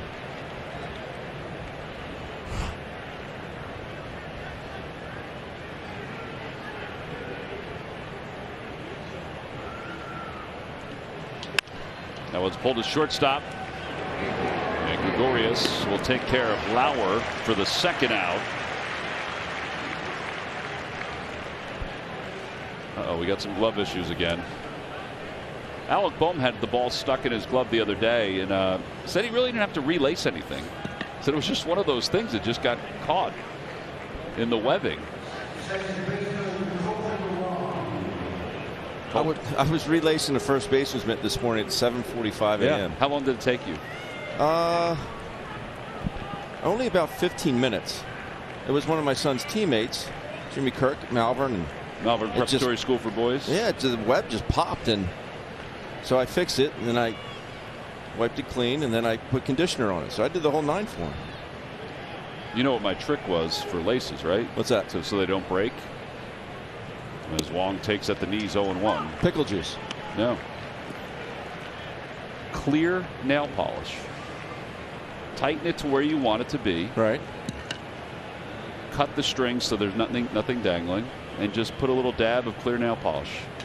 Line drive, base hit it to right field for Colton Wong. That ends a string of 12 in a row retired by Aaron Nola. I use Abilene, which is a makeup remover. And it conditions the leather, and it stays on the leather for quite a while, and it doesn't make the glove any heavier. Right. So good for the leather. How'd you ever come up with clear nail polish removal? So I don't remember the entirety of the story, but my first baseman's mitt, which I used out in center field at one time, I still have it. I bought it in 8th grade for $125 at a sporting goods store. It was a Wilson first baseman. I love the glove. It's my favorite glove of all time. It's why I still have it. I bought it from a sporting goods store in Manasquan, New Jersey called R&R Sports. It's one of those places where you walked in and it was just the smell of leather everywhere. And gloves were just hanging from the wall. It was a great place. And it kept breaking. Like the first baseman. And I think it was the owner of that store that told me about the clear nail polish. I think. Is that right? But would that really like condition the leather, or did it just? So it was just keeping the laces intact because they were pulling too much and breaking. If you put there's still clear nail polish on it. That's wild. All these years later. 0-2, a foul tip. So what would happen is that the laces would just break, but by tying them as tight as I could and then just making sure it was the webbing was where I wanted it to be, the clear nail polish basically sealed the laces together and they wouldn't break. I never thought that.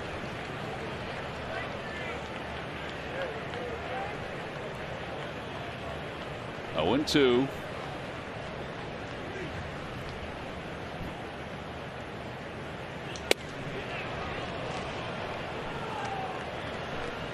One ball, 2 strikes to Arias, who has struck out twice.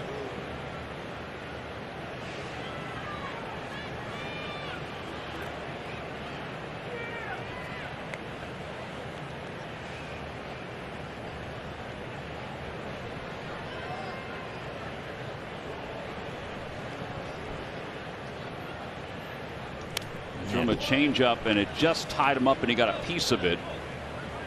So the count remains 1-2. Vogelbach is on deck.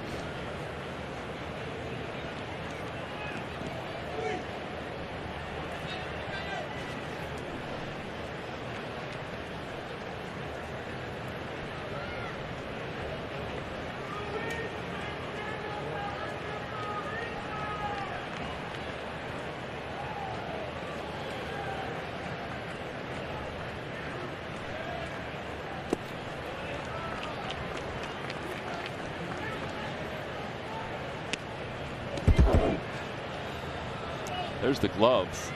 It was right on the webbing. Right in the middle. Palmed it. Nothing to it.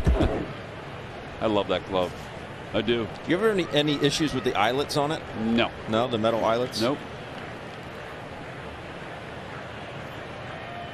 2-2. Swing and a miss. He threw him another changeup, and he got him. Actually, that was 89. That may have been a 2-seamer that just busted down and in. Strikeout number 8 for Nola. No runs, 1 hit. Yeah, that's a 2-seamer. Wow, that's a good pitch. Got him swinging for the 3rd time. We're on to the bottom of the 5th.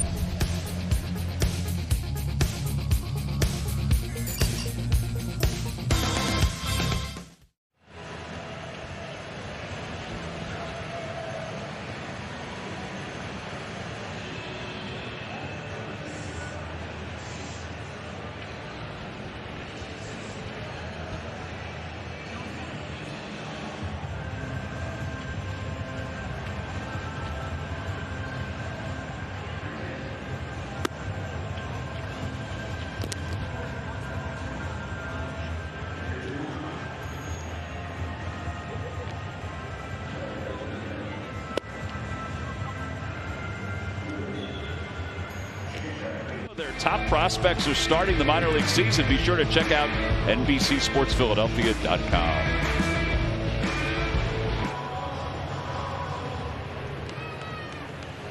It's getting hot out, so the ball's flying everywhere, including out at the yard. Ooh, he ripped that one. Good swing. JT Realmuto leads things off as we go to the bottom of the 5th inning. Lauer's still out there. Again, he's allowed 6 runs, 2 are earned.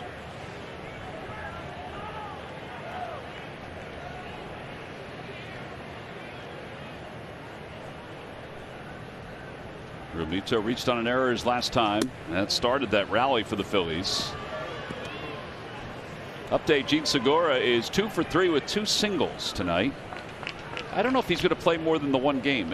He may. I think a lot of it depends on how he feels after this one. 3-0.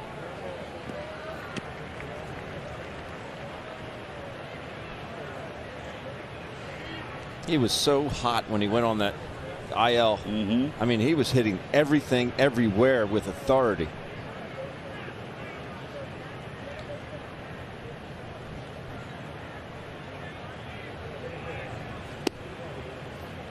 Two balls, 2 strikes. Like JT was taking that the entire way, didn't it? Yeah, it did.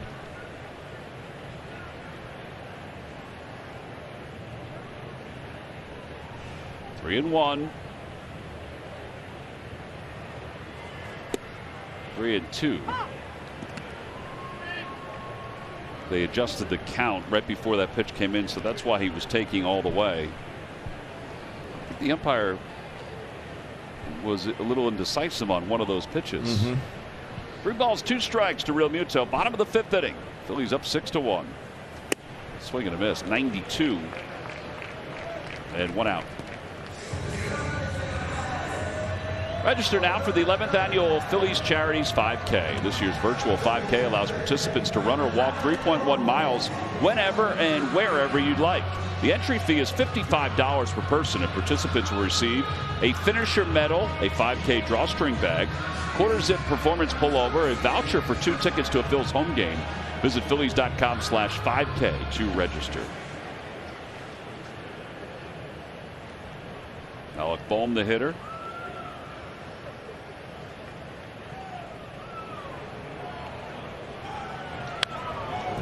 One. Got a slider on that one.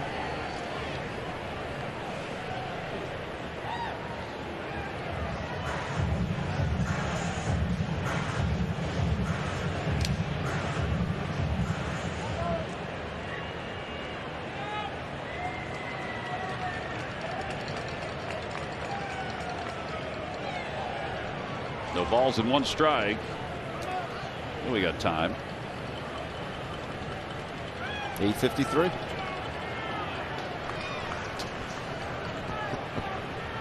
Ben Davis, Dad Jokes 101.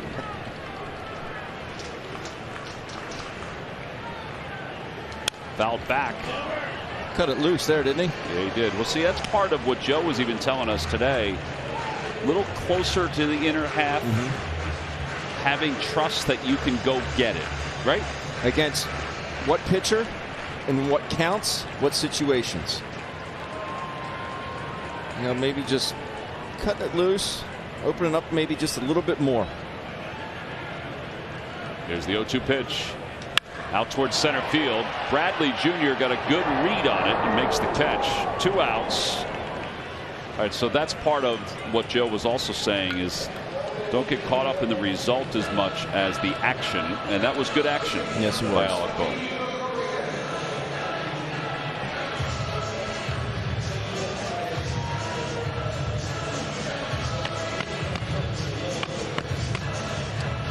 Didi Gregorius is 1 for 2. Singled home run his last time up.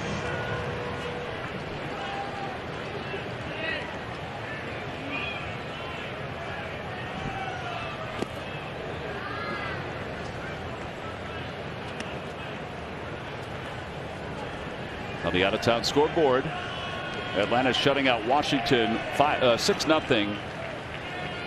Inoa, the starting pitcher for the Braves, hit a grand slam.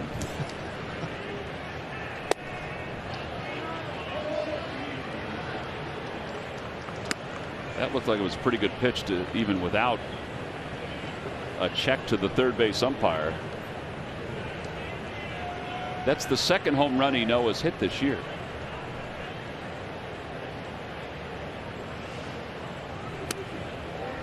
Three balls and no strikes. First time a pitcher's had a grand slam since Anthony DeSclafani had one in 2018. Throwing a shutout. He hit a grand slam. Yeah, it's like Little League or Legion all over again. He just got crossed up on a 3-0 pitch with nobody on. He did, but the umpire called it a strike.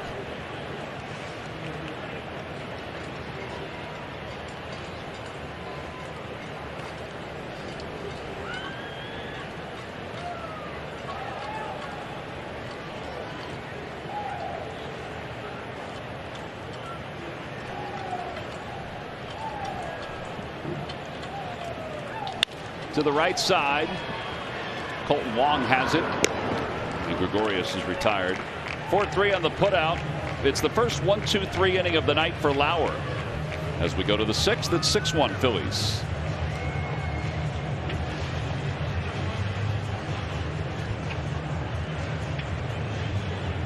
Making the best of his time since his call-up. Nick Maton, who arrived just 2 weeks ago at the age of 24 years and 60 days, was the youngest Philly to make his major league debut since Jimmy Rollins in September of 2000. The 7th-round pick started his rookie campaign with a 6-game hitting streak and tied a franchise record with 9 hits in his first 5 games. His glove hasn't disappointed either, which is why he's the Philly of the Week. And it's brought to you by Independence Blue Cross. Oh, the Fanatic doing a little dancing out in center field.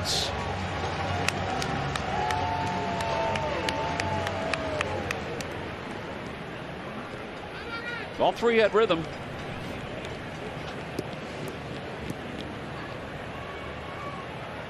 Speaking of rhythm, Aaron Nola has certainly found his rhythm since that first inning. He's allowed 1 hit since the first. Overall, just 3 hits. And he's thrown a lot of first pitch curveballs. I guess you could say get me over curveballs. There's 2 different ones that get me over what you just saw. Kind of just has more roll to it as to more snap, which he'll throw with 2 strikes. Off the hands, floated out toward left center, and McCutchen won't be able to get it. Plays it on a hop.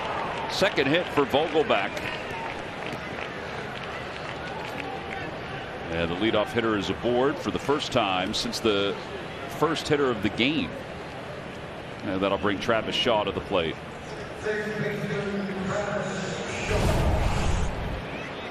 That 2-seamer running back again up in the zone.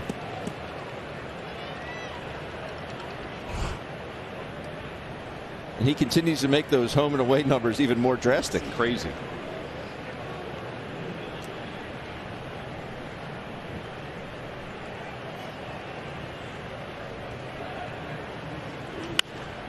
Shaw fouls it over the third base dugout.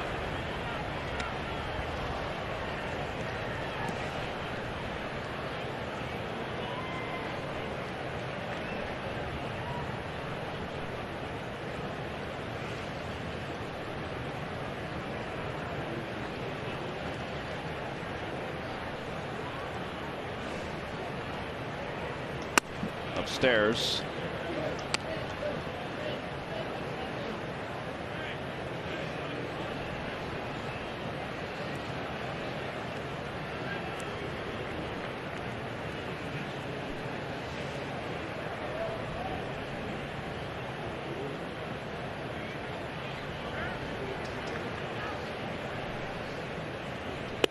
Ball comes back on the outside corner according to the home plate umpire, and it's 1-2.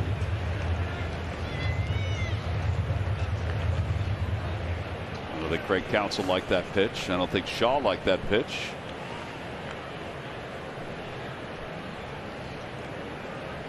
It came back enough. Vogelbach not being held on. And Shaw trying to stay alive. He froze Shaw on that 2-seamer that starts at his hip his last at bat. I think he was looking for it there because everything was moving towards first base and he just flicked at it with his wrist just to get a piece of it. He was anticipating that same front door 2-seamer.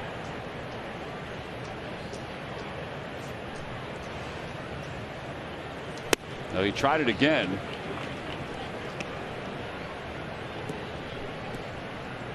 Two and two. Phillies would love to push Aaron through this 6th inning and then lean on the bullpen for 9 outs.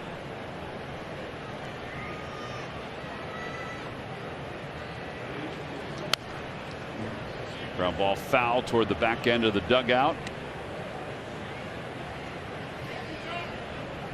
Shaw walked his first time up and then struck out looking his last time. Daniel De Los Santos has the towel in his hand. Talking to Hector Neris, he was just added to Joe Girardi's roster today. Christopher Sanchez was sent back out to the minors.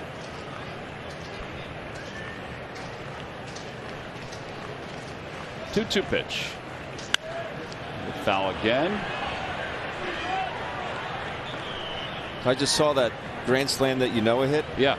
I mean, he swung and just stood there and just kind of walked off towards first base like it was no doubter.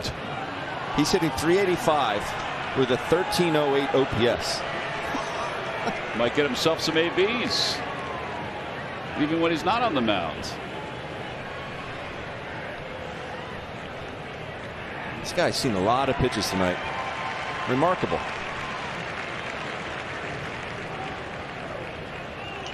Another one fouled away.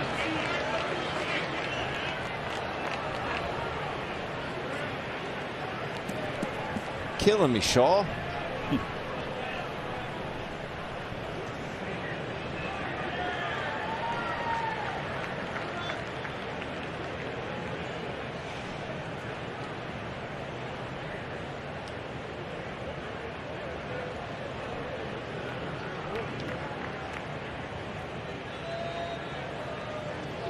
And a liner out to right field. That'll be in for a base hit. And Miller quickly gets it in. So back-to-back singles. That may get the bullpen stirring a little bit.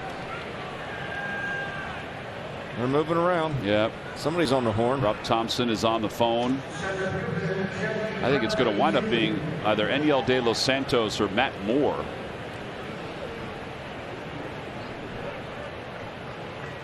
Jackie Bradley Jr. is 0 for 2. He has struck out. He's also popped out.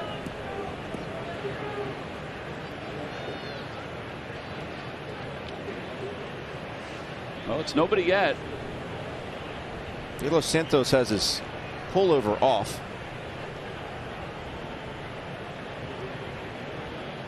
Rob was probably on the phone just to see if that was definitively, if there wasn't a play at second base. That's probably what that was. Yeah. All right, so here's Bradley. He is struck out looking, popped out as we mentioned, and he takes a changeup outside, 1-0.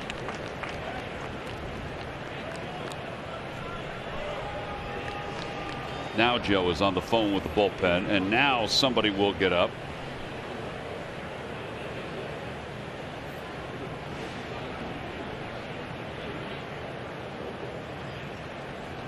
On the outside corner, 1-1.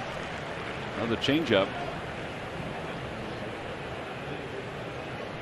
It's Connor Brogdon who will start to warm.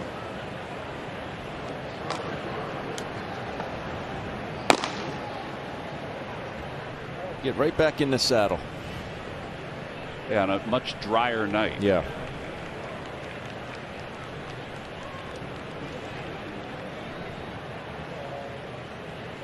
Nola had a long first inning, and now this is turning out to be a long 6th inning.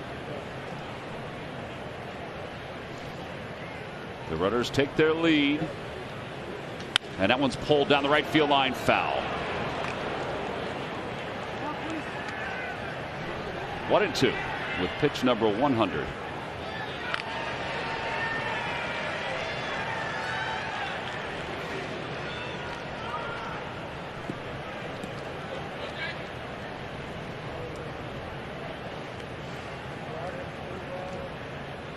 This inning is starting to look a little bit like the first inning. Sure is.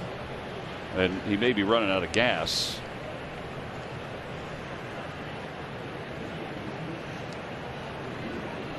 He went 6s last time, allowed 4 hits and 3 runs.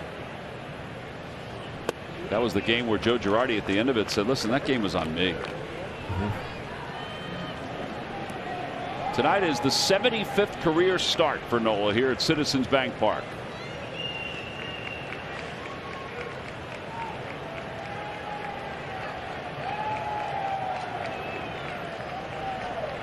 2 balls, 2 strikes. And a call. Strike 3. It came back on the inner half. Bradley strikes out for the second time. 1 away here in the 6th inning. Both have been looking. Again, the pitch was up, but it was in the strike zone, but it came back beautifully. 9 strikeouts.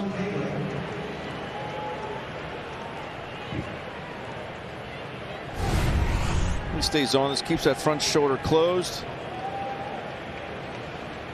Good follow through. Tyrone Taylor, he's been tough tonight. He walked on an 8-pitch at bat his first time up. He flied out his last time. He's hit the ball hard though, and he takes at the knees.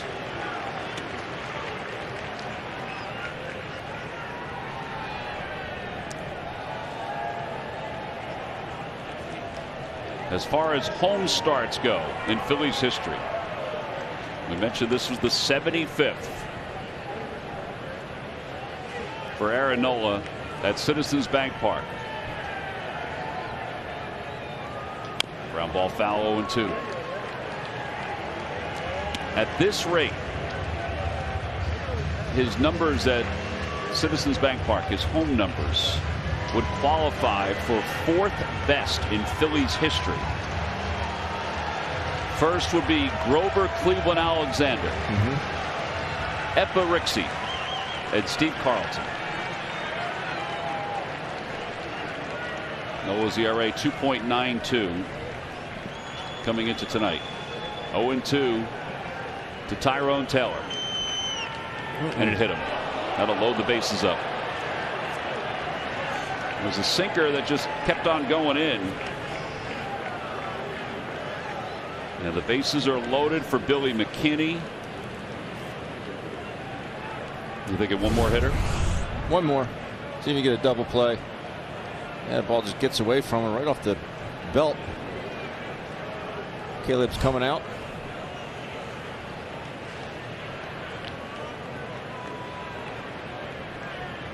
He's had some inning-ending conversations this year with some of the Phillies pitchers. Well, tonight would be a good one. It sure would.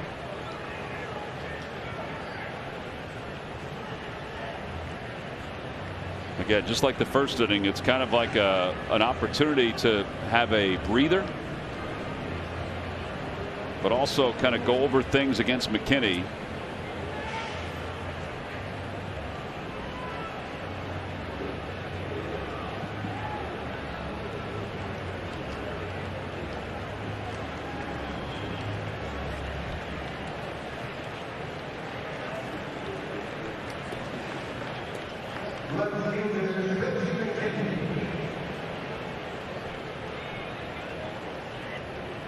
All right, so Billy McKinney has flied out to left and center.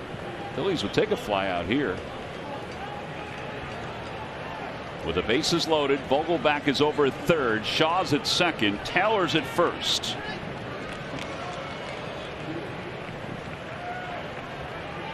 And Nola, with 3 infielders on the right side, is set to go.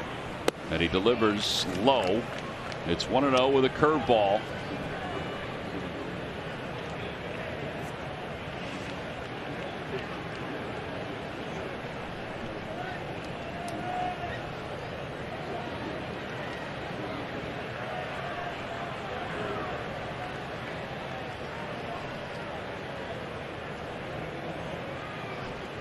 Way inside, it almost hit him.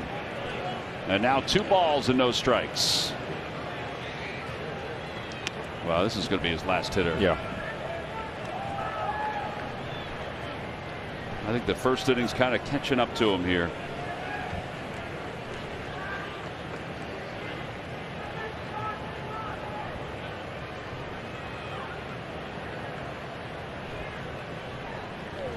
I mean, he really coasted through the after that first inning. Yeah.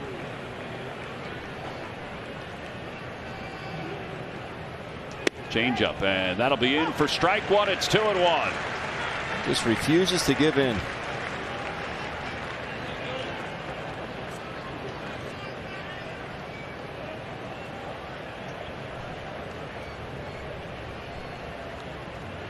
Milwaukee scuffled last night with runners in scoring position. 1 for 5 tonight.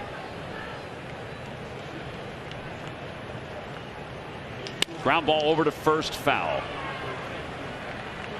That would have been ball 3, I think. I don't think it was coming back, but I think in McKinney's mind it was coming back on the inner half. So now it's 2 balls and 2 strikes. I got him down for 33 curveballs. Yeah, I would think that's right. 21 changeups. More changeups recently than early on in the ball game.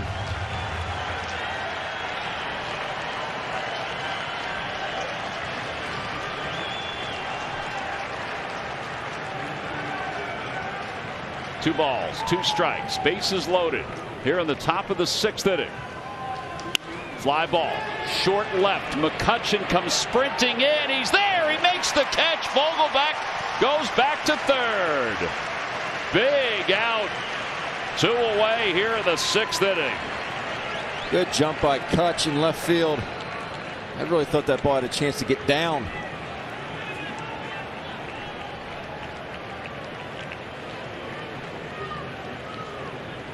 It was not deep enough for Vogelbach to take a chance. No.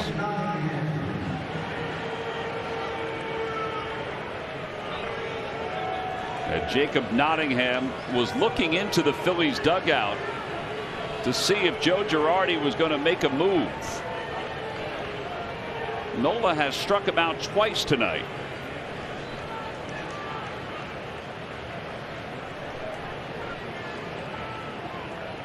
He's used that curveball a couple times, and he uses it here to get ahead. It's 0-1. Got him to jump a little bit after that one. Brogdon continues to throw. I think it's almost like likely now. He's ready if he needs him. Probably go pitch for pitch with Aaron.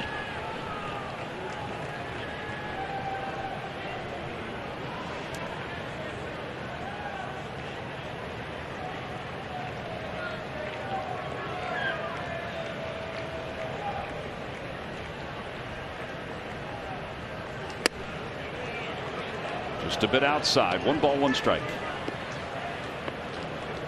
Suter's warming up for the Brewers.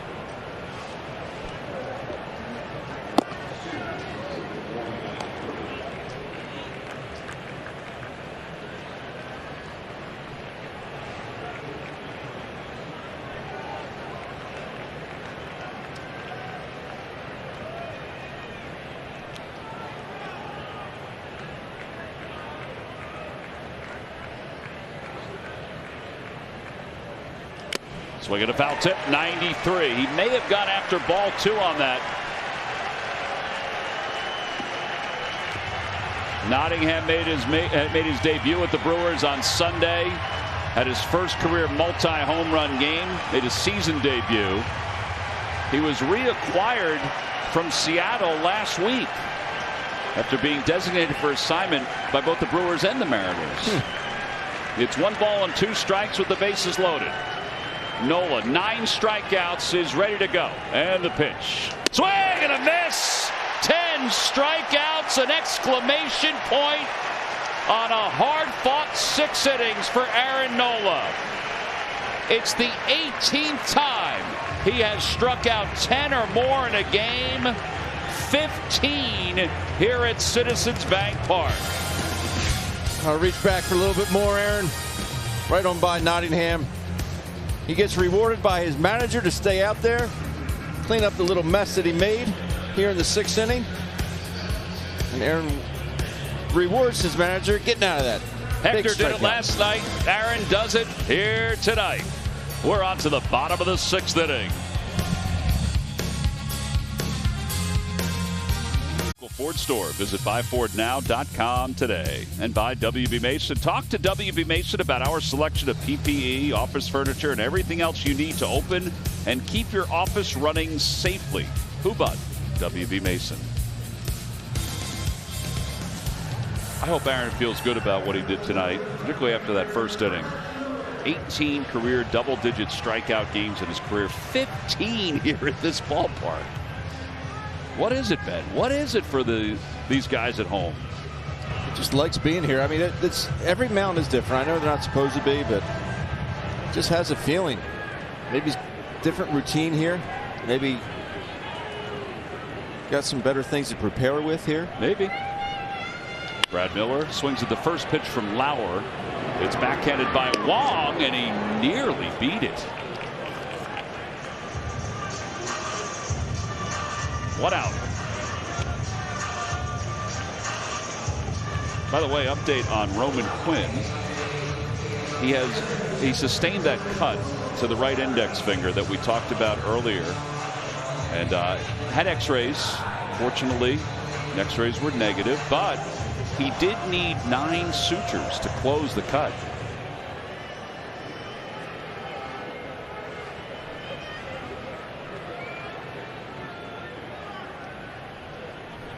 Seems like an awful lot.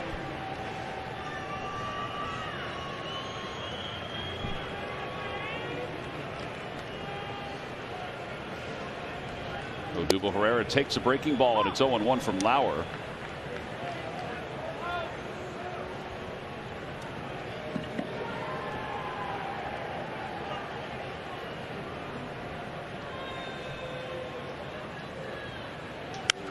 Opposite way for Herrera, and it's fouled over the tarp on the third base side. 0-2.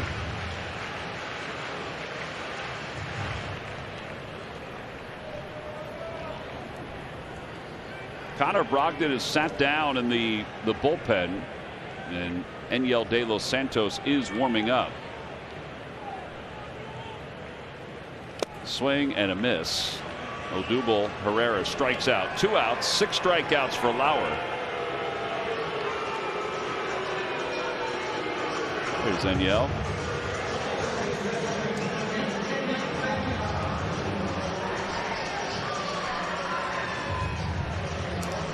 And now Nick Maton.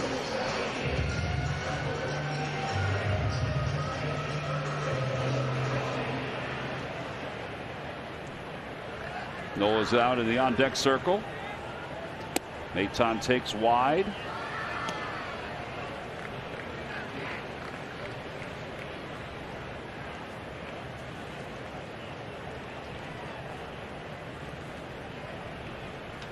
Breaking ball. 1-1.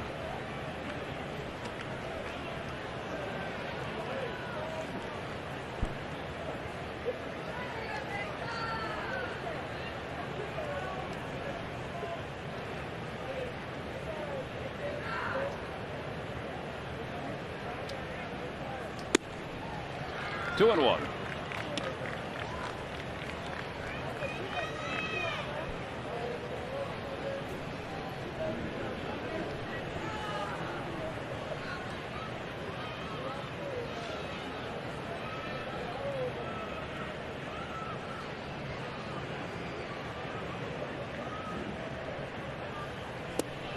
And now 2-2. Phillies with 6 runs on 8 hits. Big blows tonight. 2 solo home runs from Andrew McCutchen and a 3-run monster shot from Brad Miller. Was it 407? I think it was. First pitch fastball up in the zone.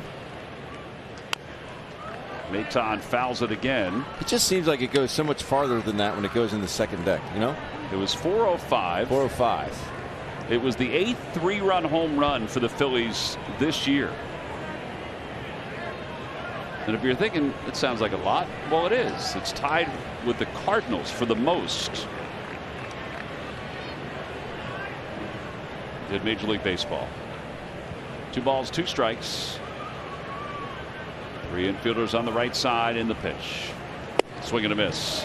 94 from Lauer, who finishes with 7 strikeouts. At least I think he's finished. This is the hardest pitch he's thrown all night. That's only 90 pitches, so we'll see.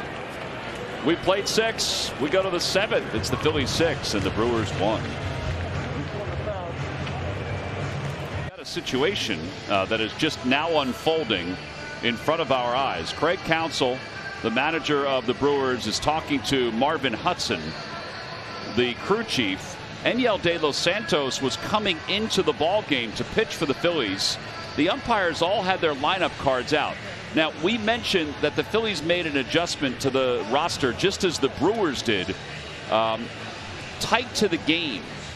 Well, it seems, according to just from the body language and what we were able to hear whispering-wise from the umpires, is that Enyel De Los Santos was not on the lineup card. So that means he can't come into this ball game. It's not good. No. Obviously. Not good at all. You very rarely see it, if ever. Because every umpire has a copy of the lineup. And they go down the list and say, all right, this guy's here, this guy's here, this guy's here.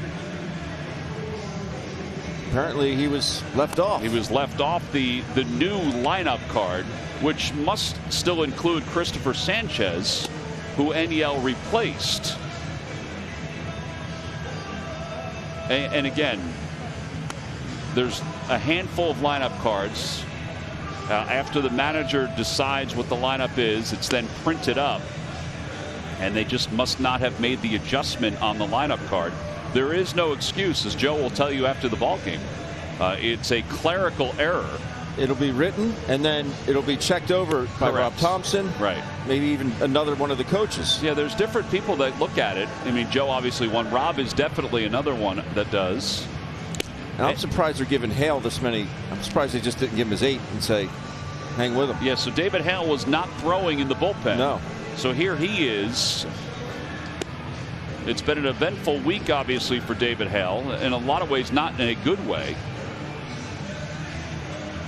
JoJo Romero also starting to throw in the bullpen.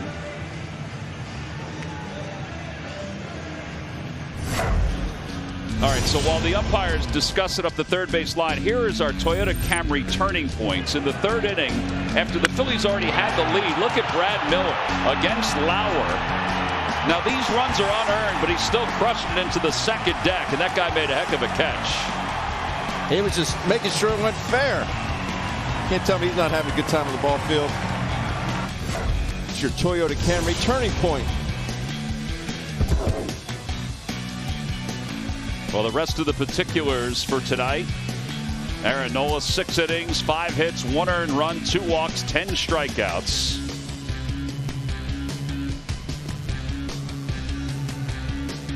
And you look at what Aaron did. Obviously, McCutchen has a big part of this ball game, but I look at Aaron Nola tonight, and more often than not, he will find a way. Right. You know, that's my biggest takeaway from Aaron Nola tonight. He found a way. It wasn't easy, and he labored, but he found a way. Well, he did what a number 1 or number 2 is supposed to do, right? Yes. Are you surprised he's getting all these warm-up pitches? There's no injury sustained. I am. I will tell you that I don't know what the rule is and what you're allowed to do. So it must be that, you know, and they are so cautious about safety in the game of baseball. Protect the players. Protect the players.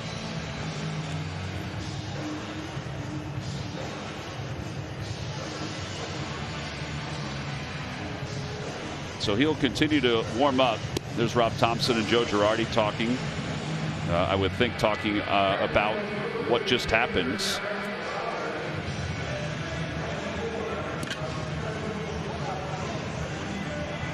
Yeah, those guys have been together for a long time. For a long time. And I'm sure that these issues from time to time have happened, but this is something that, you know, Joel saw after the game that it was just a mistake. Yeah, it can't happen. And it can't happen, yeah. It can't happen.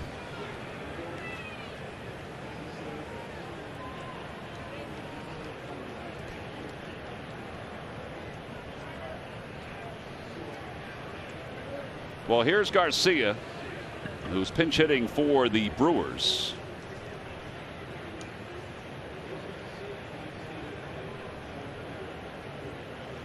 Garcia takes a strike, and it's 0-1.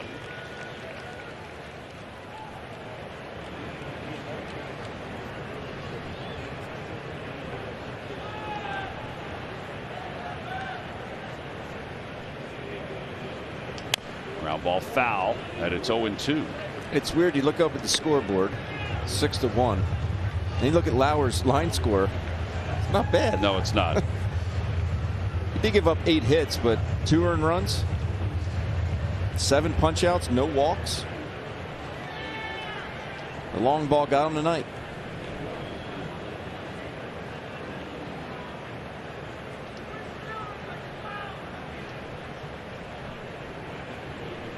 Outside.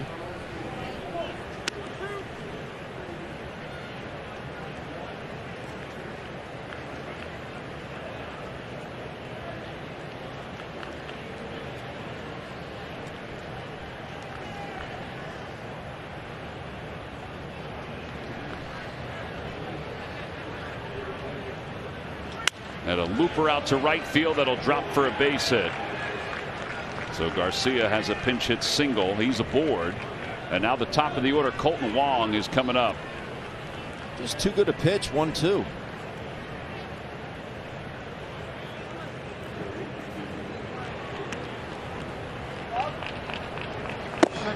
Boxberger getting loose.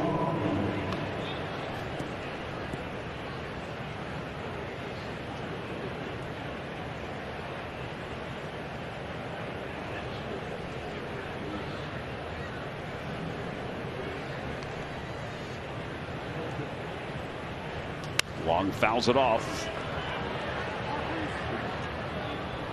Wong tonight is 2 for 3.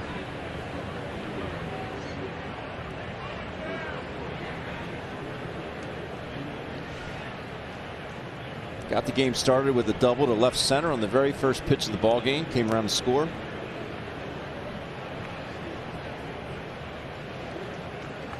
Inside, and it's 1 ball and 1 strike.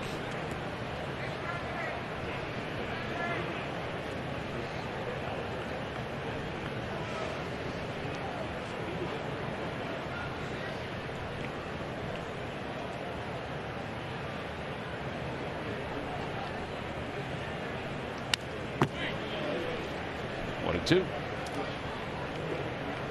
Said David Hale's had an eventful week. So against the Mets, he went an inning and 2/3, 3 hits the other night. Against St. Louis, he pitched a third of an inning and uncorked the wild pitch that led to the loss on the last day of that series. Now it was an unearned run because it happened in extra innings. Inside, did it hit him? It did. It got him in the foot, and that'll put runners on first and second with nobody out. That hurt. And now Urias is coming up. This will be Hale's third and final hitter. Yeah. Romero getting loose for the 3 lefties coming up after Urias. Oof. Yeah, it took a bounce and hit him, but hit him square. Hit him in the right spot. Urias is 0 for 3. Aaron Nola struck him out 3 times.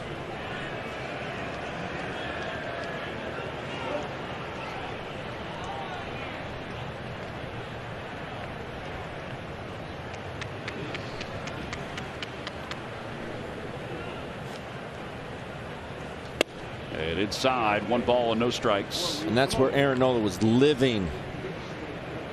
Down and in to Urias.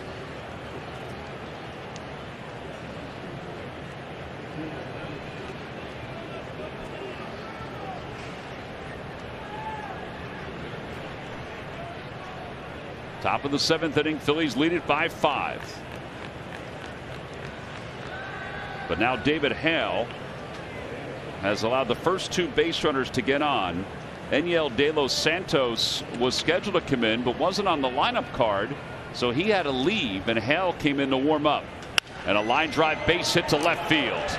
Garcia is going to round third and head for home. Going to third is Wong. The throw gets away. Urias doesn't read it well and stays at first. It's a 6-2 game. Nobody out. RBI single. And Joe Girardi's going to make a double switch. Matt Joyce is going to come in. Brad Miller's going to check out. And there's that swing by Urias. He was looking for it there. I mean, sinker after sinker, trying to get underneath the hands of Arias.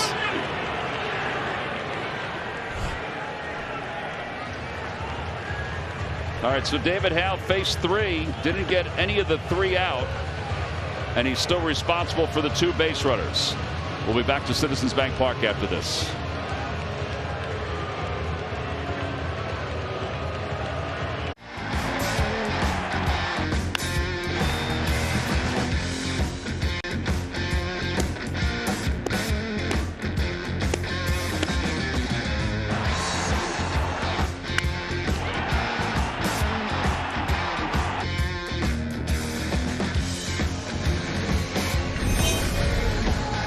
David Hale is responsible for the 2 base runners here at the top of the 7th inning. Nobody out, and JoJo Romero is in the ball game. Matt Joyce comes in as part of the double switch. He's out in right fields.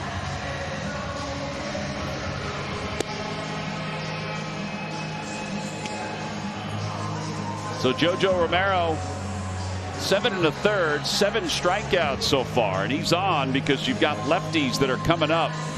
Lorenzo Cain is going to pinch hit for Vogelbach. So they'll bring a righty up against him. JoJo needs to put out this fire now. Nobody out.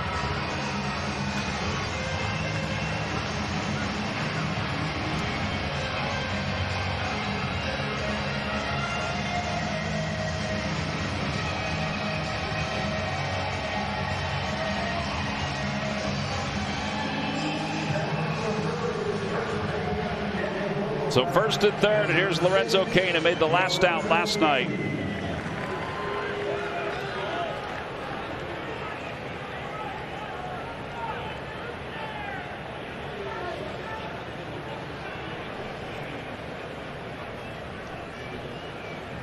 And Cain takes outside, 1 ball and no strikes. Phillies will concede the run, hopefully turn 2. So the middle infielders are back. Bohm is in at 3rd. And now he's going to back up too. I think that's the smart play. A bouncer to the right side. Hoskins coming in. And they get the out at 1st. Do you think he had a play at the plate or no? It would have been close. And I mean, the scoreboard will tell you just get the out. What to do with the baseball, and you got to just get the out there. Did the right thing. So 3-1 RBI for Cain. And here's Travis Shaw. Didn't look like that hit batter to Colton Wong has hurt his foot at all. He was going immediately. Running well. I'm glad Reese didn't even try and take a shot at second base there. Shaw walked in the 1st, struck out looking, and then singled in the 6th. Had a fastball 0-1.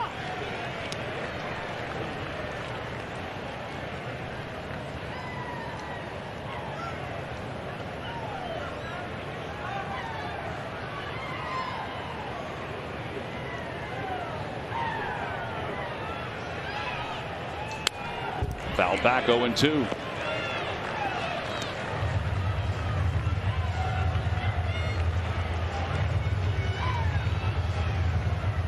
You know, the Brewers had a similar thing happen that just happened to Joe Girardi and the staff earlier this season. Angel Perdomo, when he was brought up from the alternate site, was not included on the lineup card. And Shaw fouls it back.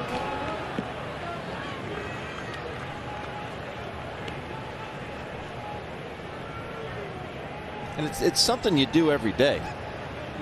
You know, that's why it's almost ingrained as to, you know, who writes it, who checks it, who double checks it. After that ball game, Craig Counsell said, first off, it's our responsibility. He said, I don't want to skirt my responsibility in this thing. And that's the same thing I'm sure Joe will say.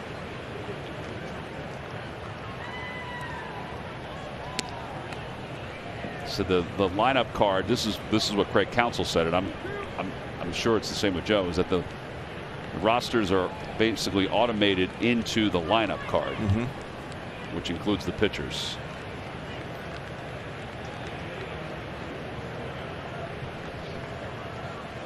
Ground ball right side. Maton has it. Shaw's retired. Over to third Arias. But more importantly, there are 2 outs here in the 7th inning. And another lefty in Jackie Bradley is coming up to face JoJo Romero. Keep pumping those strikes. Maton's pretty smooth out there, isn't he? He is. Really is. The game's not too fast for him.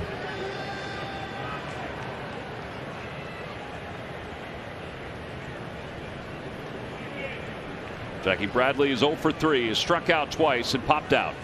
Swing and a miss. 0-1. Dirty.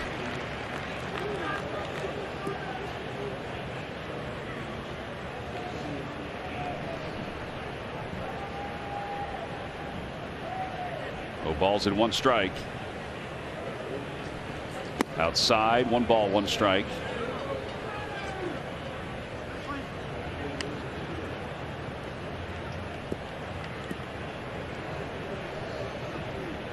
You know, there's not necessarily an exchange of lineup cards at home plate anymore. The lineups are sent in to the umpires before the ball game. And there have been several issues several times where Major League Baseball, where the umpires have not gotten the updated lineup cards.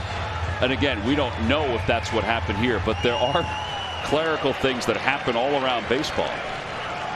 1 ball and 2 strikes to Bradley. Up and in. 2-2.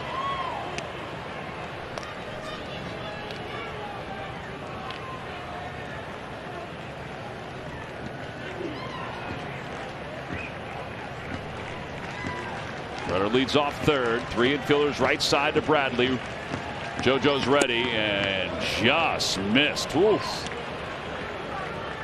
Jackie Bradley was called out on a strike that was lower than that early on in this ball game. 2 punch outs, both looking. Take a look. 95. Yep, oof. Right at the bottom of the zone. So now a 3-2. Pulled foul. With a changeup.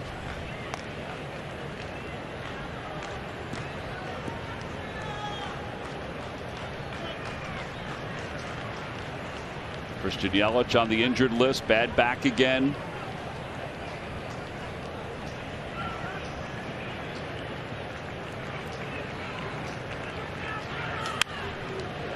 '97 from JoJo.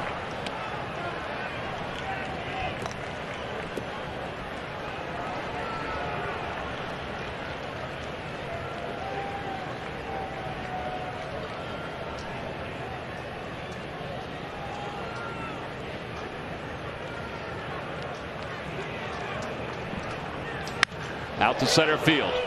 Odubel Herrera going back toward the fence, and he jumps, and it's gone.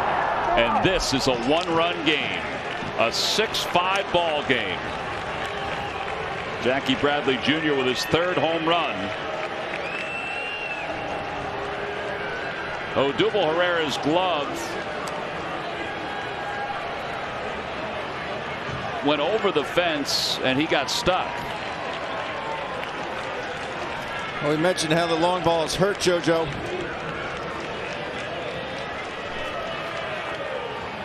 Long ball hurts him here again.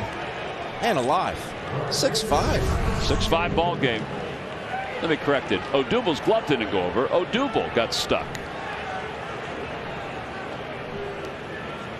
His foot jammed into the padding.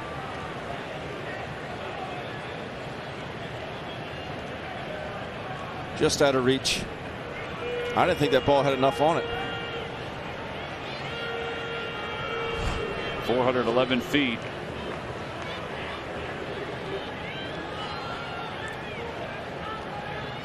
Goes to show you how much they miss some of these pieces in the bullpen that are in the IL or the suspended list. So now Tyrone Taylor, and he bounces one foul.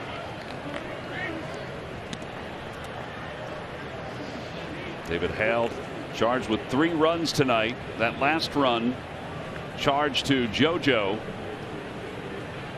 And now he's got to get Tyrone Taylor here in the top of the 7th inning. The Phillies embattled in another 1-run game. Change up, and it's 0-2.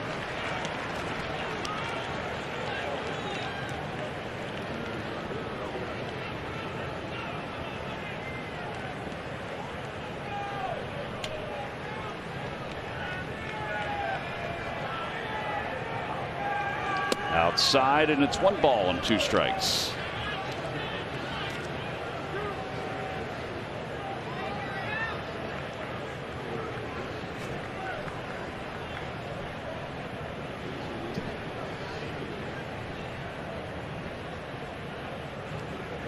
Swing and a miss. Got him with a changeup to wrap up the inning, so the Phillies still hold a lead, but what was a 5-run lead is now a 1-run ball game. We go to the bottom of the 7th. The Phillies up 6-5. Because he pitched really, really well, a gutsy performance. But they're going to be talking about this for a long time if things go south here in the last couple of innings regarding this lineup card situation. 5 straight 1-run games for the Phillies. Let's hope if that's it. 1 run. It's long. I don't care as long as they win. By the way, guys. Yes, Michael.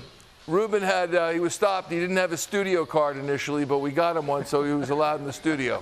So we're okay. Was he pulled over? Was he pulled over? No, he wasn't. But the lobby guard tried to stop him from coming in. We had to provide the studio card.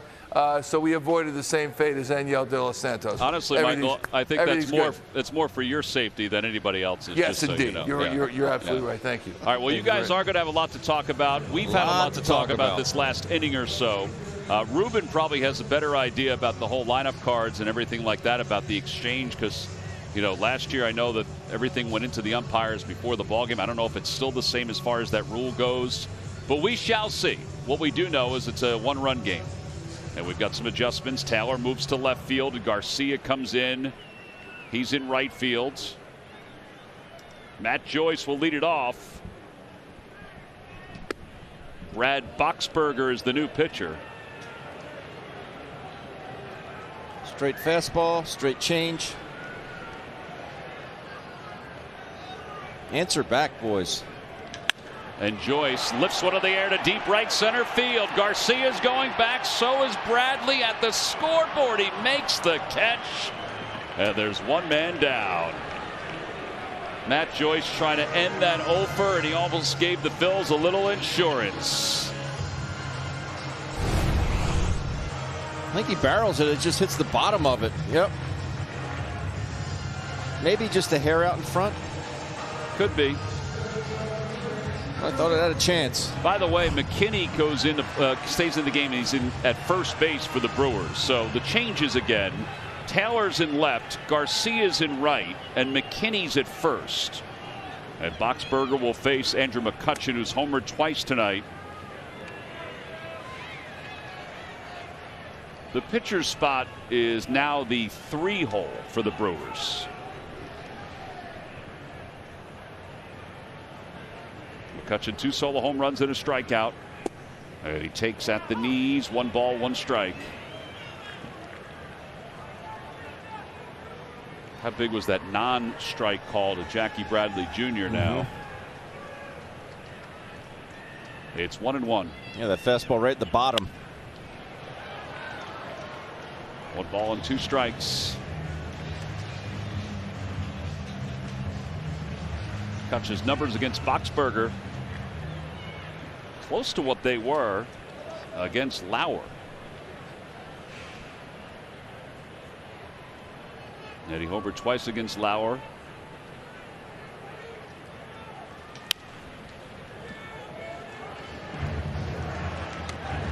Lauer tonight went 6, allowed 8 hits, 6 runs, 2 earned. Struck out 7. Didn't walk anybody. The error in the 3rd inning by Travis Shaw on the ball hit by JT Realmuto is why he's charged with 6. Inside, 2-2.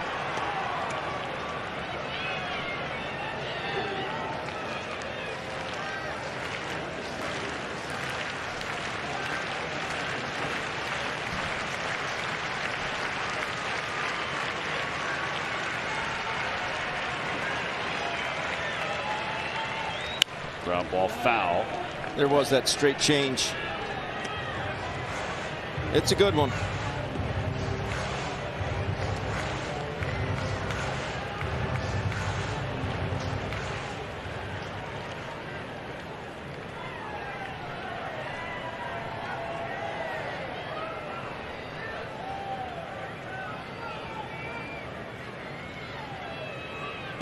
3-2.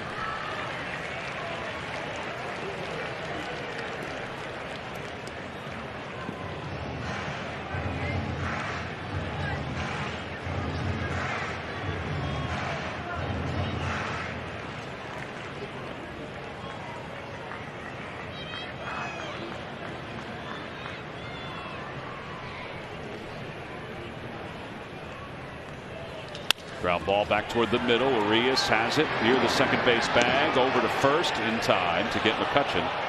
2 outs. Catch the action when the Atlanta Braves return to South Philadelphia for a 3-game series. It begins Tuesday, June 8th at 7:05. Wednesday the 9th is at 7:05. Thursday is a 1:05 Throwback Thursday matchup. Visit Phillies.com to purchase your tickets.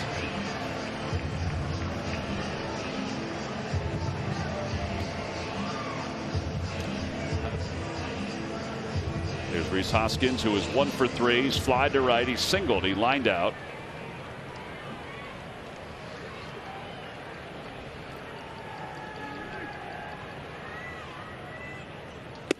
Inside. Threw him a slider that just stayed in.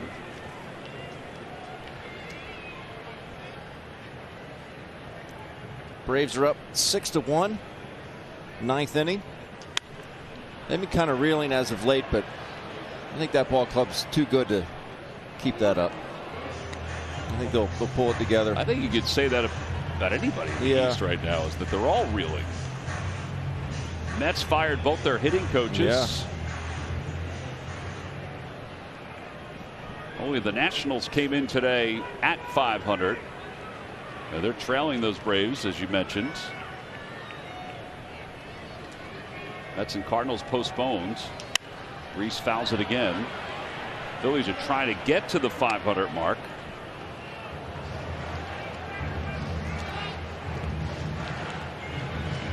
Just win series. That's what it comes down to.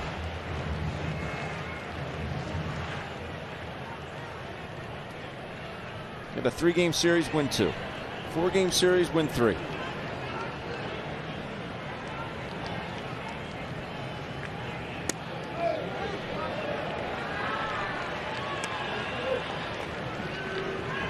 Two balls, 2 strikes to Hoskins.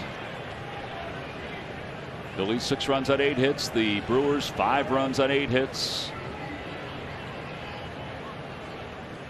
Here at the bottom of the 7th inning.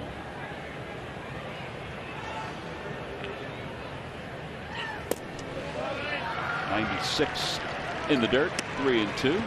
Tried to overthrow that one.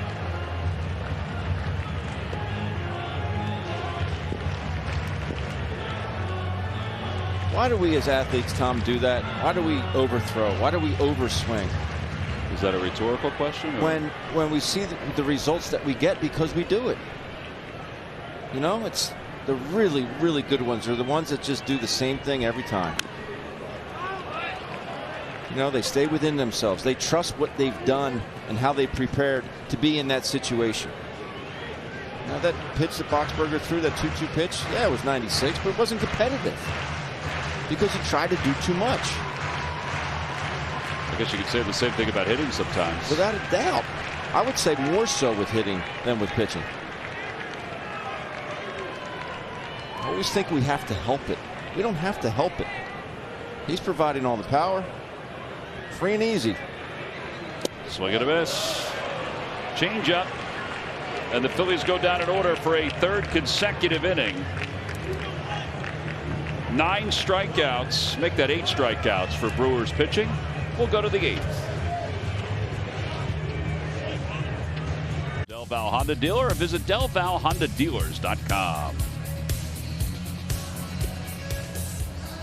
Phillies lead at 6-5. Hello, ladies. Time now for a Hyundai defensive play of the game. So this turned out to be a big play with Rhys trying to stretch a single into a double. Yeah, the play's right in front of him. As I was saying, that he rounds first base. He can see that McKinney already has it. He just turned out. This is a nice play by Juan, but he's out by 15, 20 feet. You know, that's when the play's right in front of you. You should just drop anchor. That's your Hyundai defensive play of the game, brought to you by our local Hyundai dealers. All right, so JoJo Romero is on to face Billy McKinney. And he delivers a strike. This is probably his last hitter. Sam Coonrod loosening up in the bullpen.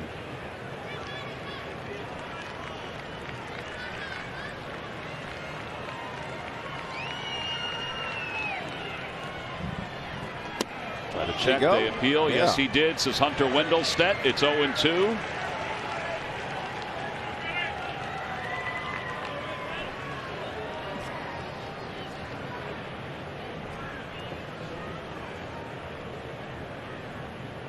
McKinney's 0 for 3. His fly out to left field in the 6th inning was a big one against Aaron Nola. Outside. That was the second out of that inning, and then Nola was able to get his 10th strikeout of Nottingham and leave him loaded.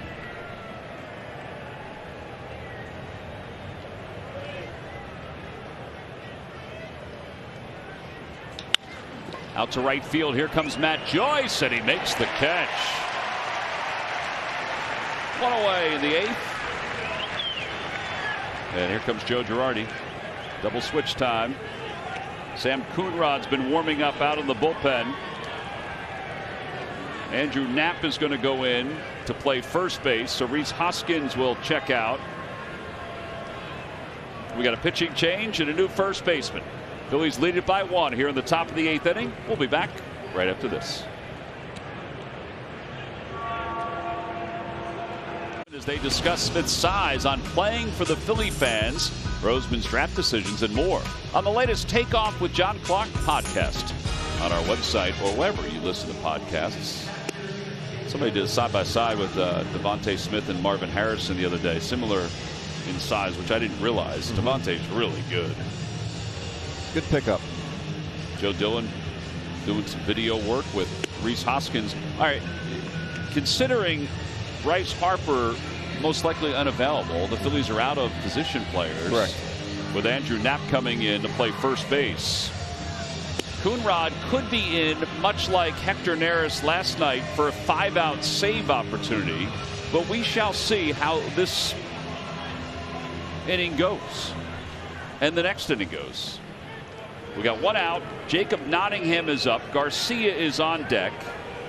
He stayed in the game after singling in the 7th. Nottingham is 0 for 3 with 3 strikeouts. All about the matchups.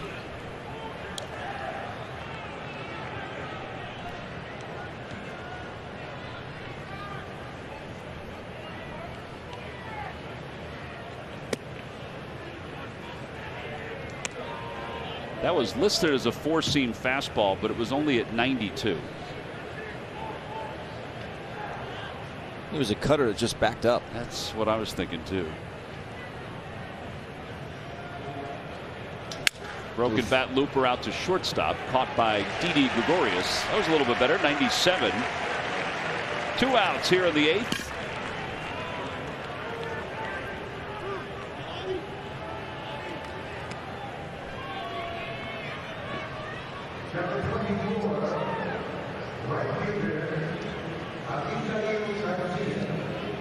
And now Garcia, he singled and scored in the 7th inning.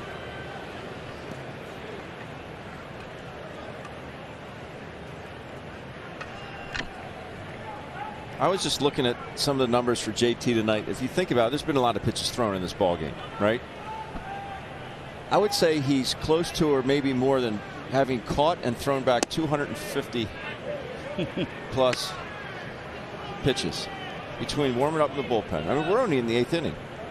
Bullpen, 8 pitches in between each inning. 114 by Nola, then Hale, and then Romero. He's squatting it. I mean, it's unbelievable. Some of those fastballs he throws to the bat boy. Yeah. 1-0 to Garcia. Coonrod. That pitch wasn't as good as the first one, which wasn't called a strike by the home plate umpire, but it's 1-1. It really does show the wear and tear that he endures every day.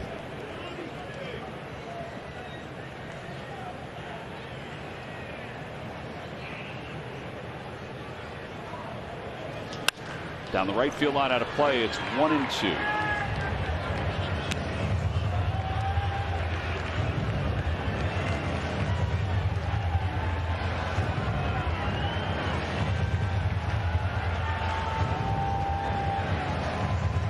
You're Christian Yelich, you just have to be so frustrated. You know, you finally make it back. You play one game and right back on the IL. Yeah, you feel it. Here's the 1-2 pitch coming from Coonrod to Garcia.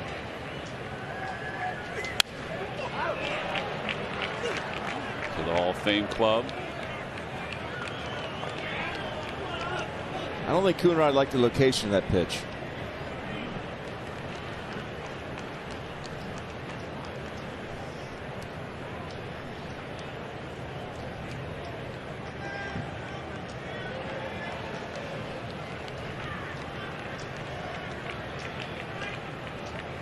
Swing and a miss. He won the battle with 100 miles an hour. Garcia strikes out. And the Brewers go down in order here in the 8th inning. Huge 8th inning. We go to the bottom of the 8th. It's still a 1-run game. Cheer on their favorite team all season while receiving access to exclusive content, activities, and so much more. Go to Phillies.com/kidsclub to sign up today.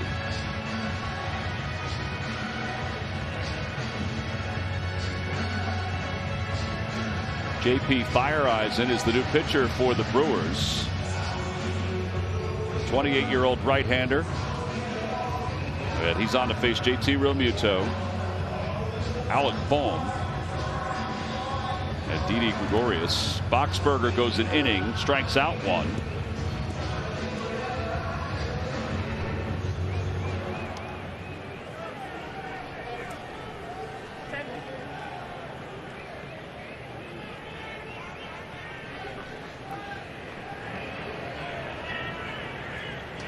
Pitch on the outside corner. It's 0-1.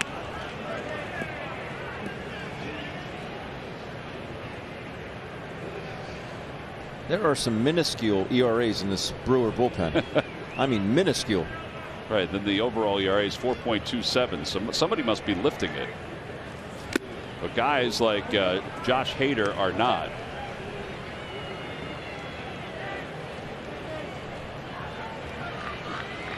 Be fine with me if we didn't have to see him in this series. Totally fine with me. I would agree with you on that one.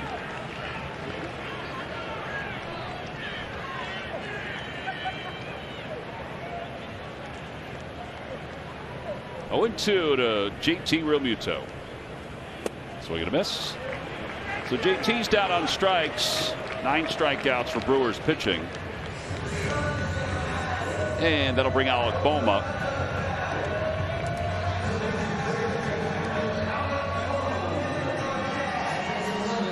So he goes 86 mile-an-hour slider, 94 mile-an-hour fastball. I believe that last one was a changeup. It was dirty. Yep, changeup at 87.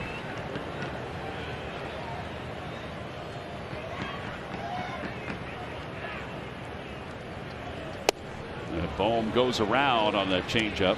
It's a pretty good pitch. Feel fortunate he didn't put it in play.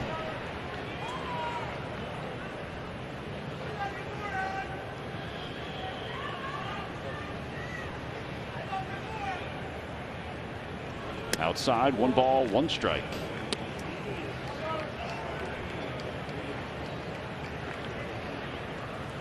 Hector Neris last night.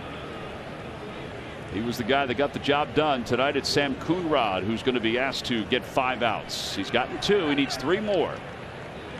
The 1 ball, 1 strike pitch to Bohm. Outside, 2-1.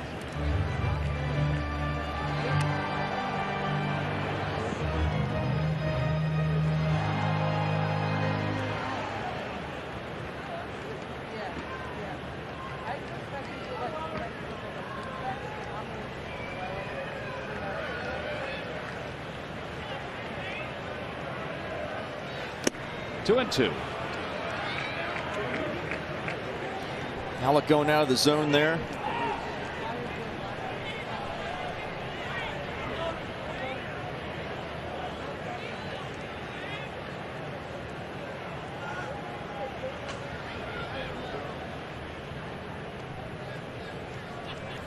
Swing and a miss. Fastball changeup combinations resulted in 2 strikeouts. And that's a double-digit strikeout game for the Phillies. It almost looks like one of Hector's really good splits. Has like a slight hump in it.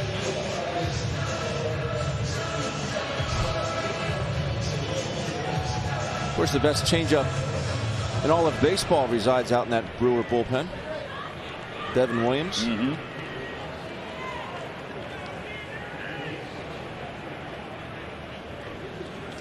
Didi a swing and a miss at a 94-mile-an-hour fastball. Of course, Jamie probably still thinks he has the best changeup. If you asked him right now, the competitor in him would show you that he does. Jaime Millier. Up and away, 1 ball, 1 strike. I haven't talked to him in a while. I might give him a shout tomorrow. I did hear from him the other day. Said he was watching because there was no more college games on to watch that night. Oh, thanks a lot, Jamie. Right.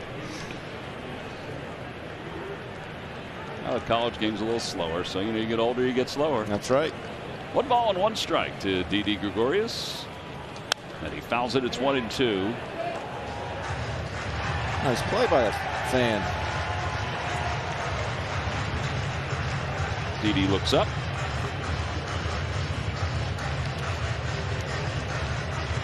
Brewers 9th. The top of the order is due up for Milwaukee. The Phillies holding on to a 1-run lead.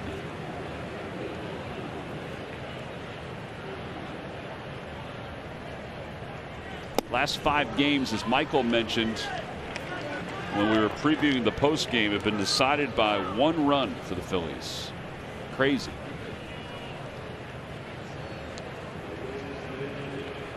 This one, the Phillies had a 5-run lead. Yeah. 2-2. Swing and a miss. He just struck out the side. Again, fastball changeup combination. 11 strikeouts for Brewers pitching. All right. Hold on to your seats, folks. We go to the 9th. This is old hat. It's a 1-run game.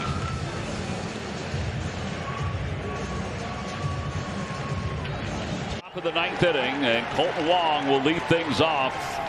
Phillies with 13 1-run games. They're 7-6 in 1-run games. They are battling one right now. 5 straight. This will be number 6. And Wong has scored 2 runs tonight. He's 2 for 3 as Coonrod comes set in the first pitch. Back toward the middle. Gregorius has it behind the bag. Little pirouette, throws in time, 1 away. And on 1 pitch,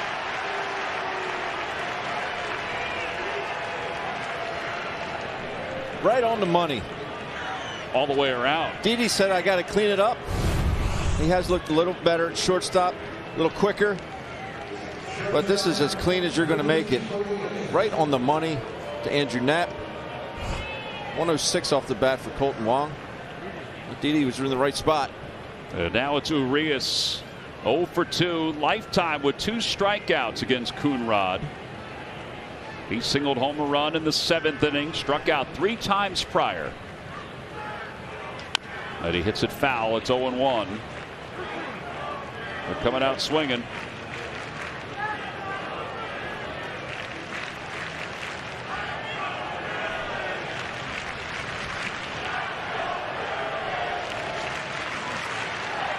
Pablo Reyes is out of the on-deck circle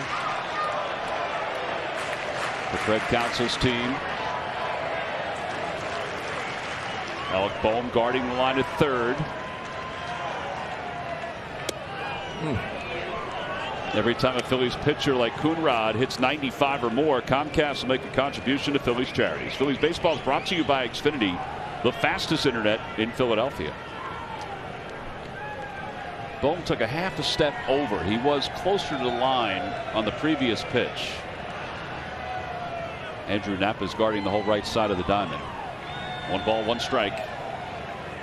Urias takes strike 2, 1-2.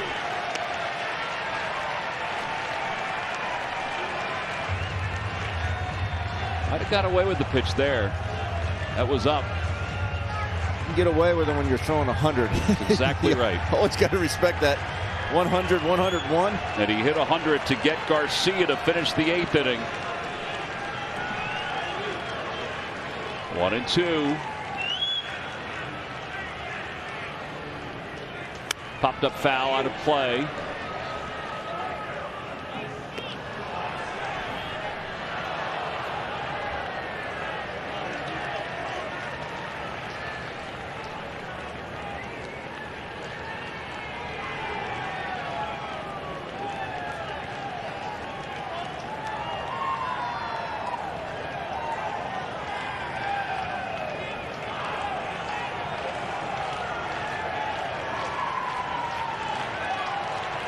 And the pitch. 2-2. But how do you take it? I don't know. I guess you're thinking I can't do anything with it, so I'm just going to try to get lucky.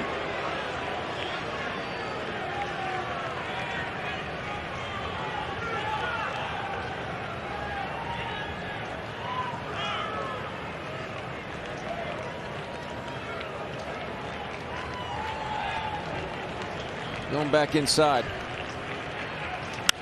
Down the right field line. Head out of play. You see there is a slight difference in that two-seamer that he just threw at 97 and that of the four-seamer. Should be anywhere from 99 to 101. Now that four-seamer a lot of times is up. It's a good chase pitch. It really does stay on plane right through JT's mitt, not to it. Coonrod is all set to go. And the 2-2 pitch. Way up, and it's 3-2.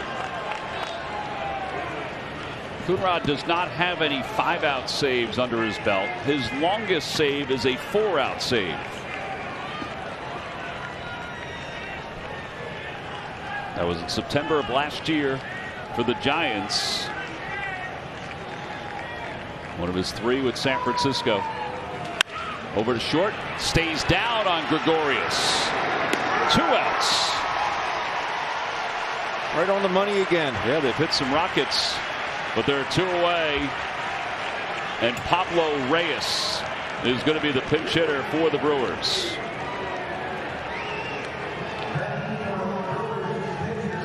He's a utility guy. He was originally slated to be in the outfield tonight.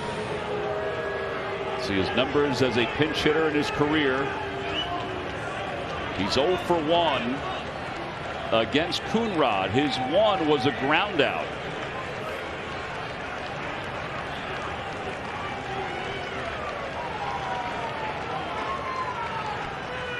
And he lines it out to center field. Herrera's coming on. He dives. He can't get it. Hits off his chest. And Reyes puts on the brakes.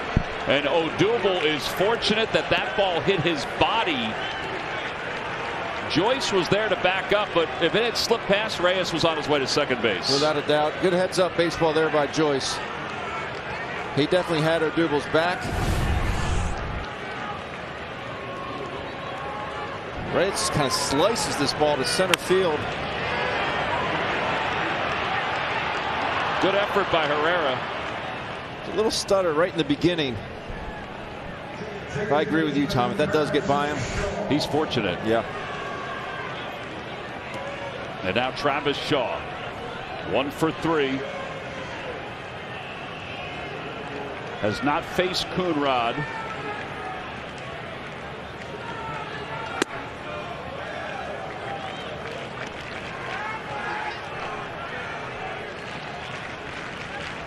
You know, there's only one thing on his mind.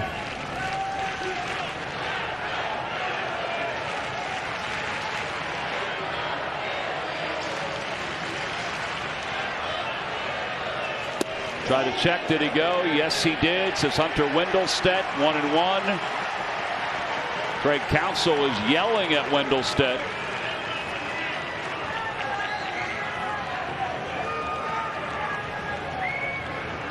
I didn't think he went around. I did think he checked. Did you? He did check. I think he checked, yes.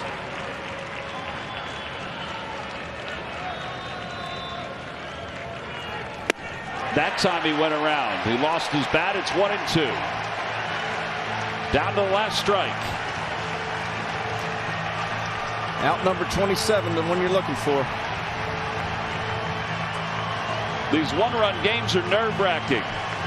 Some would say they're exciting, but that's only when it's over, do you think that? And you're on the winning side. You go higher than high here. Get it up there. 1 ball and 2 strikes, short lead for Reyes. The pitch. Off the hands, out toward shallow center. It's going to drop in for a hit. Reyes will fly to third. And the Brewers have the tying run 90 feet away here in the 9th inning, and Jackie Bradley coming up.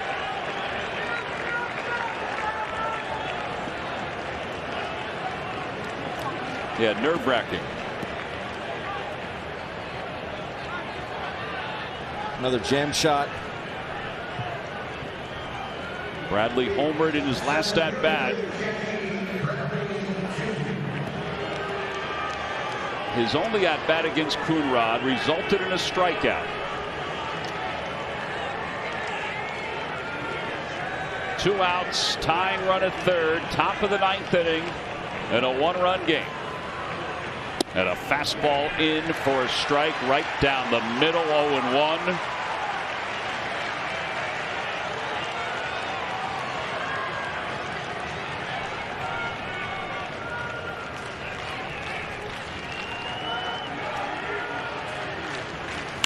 And 2 again, down to the final strike.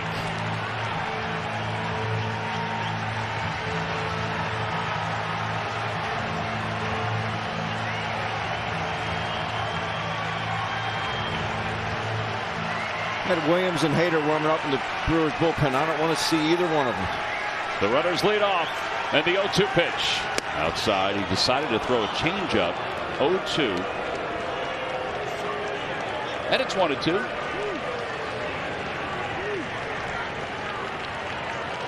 Back here tomorrow at 7, NBC Sports Philadelphia Plus. Craig Counsell will be gray. And the 1-2 pitch to Bradley. Fouled off again.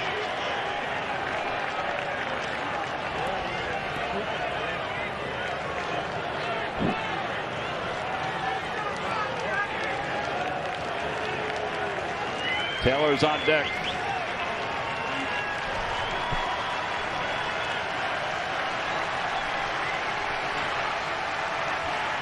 One and 2. Coonrod outside. That may have been one of those overthrows that you talked about. Yeah. That pitch not even competitive, not even close. He takes a breath.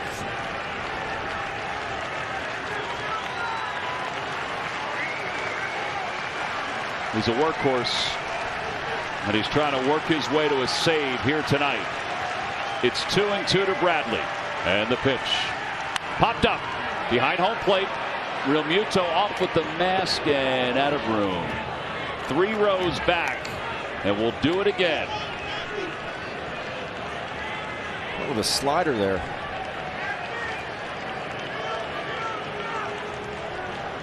These games are nerve-wracking, but the fact that there are fans behind you makes it that much more enjoyable.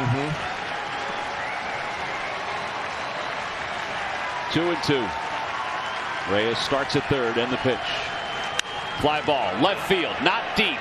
McCutchen toward the line, says he has it, lines it up, makes the catch, and the ball game is over. Sam Coonrod gets the last 5 outs in a 6-5 Phillies win.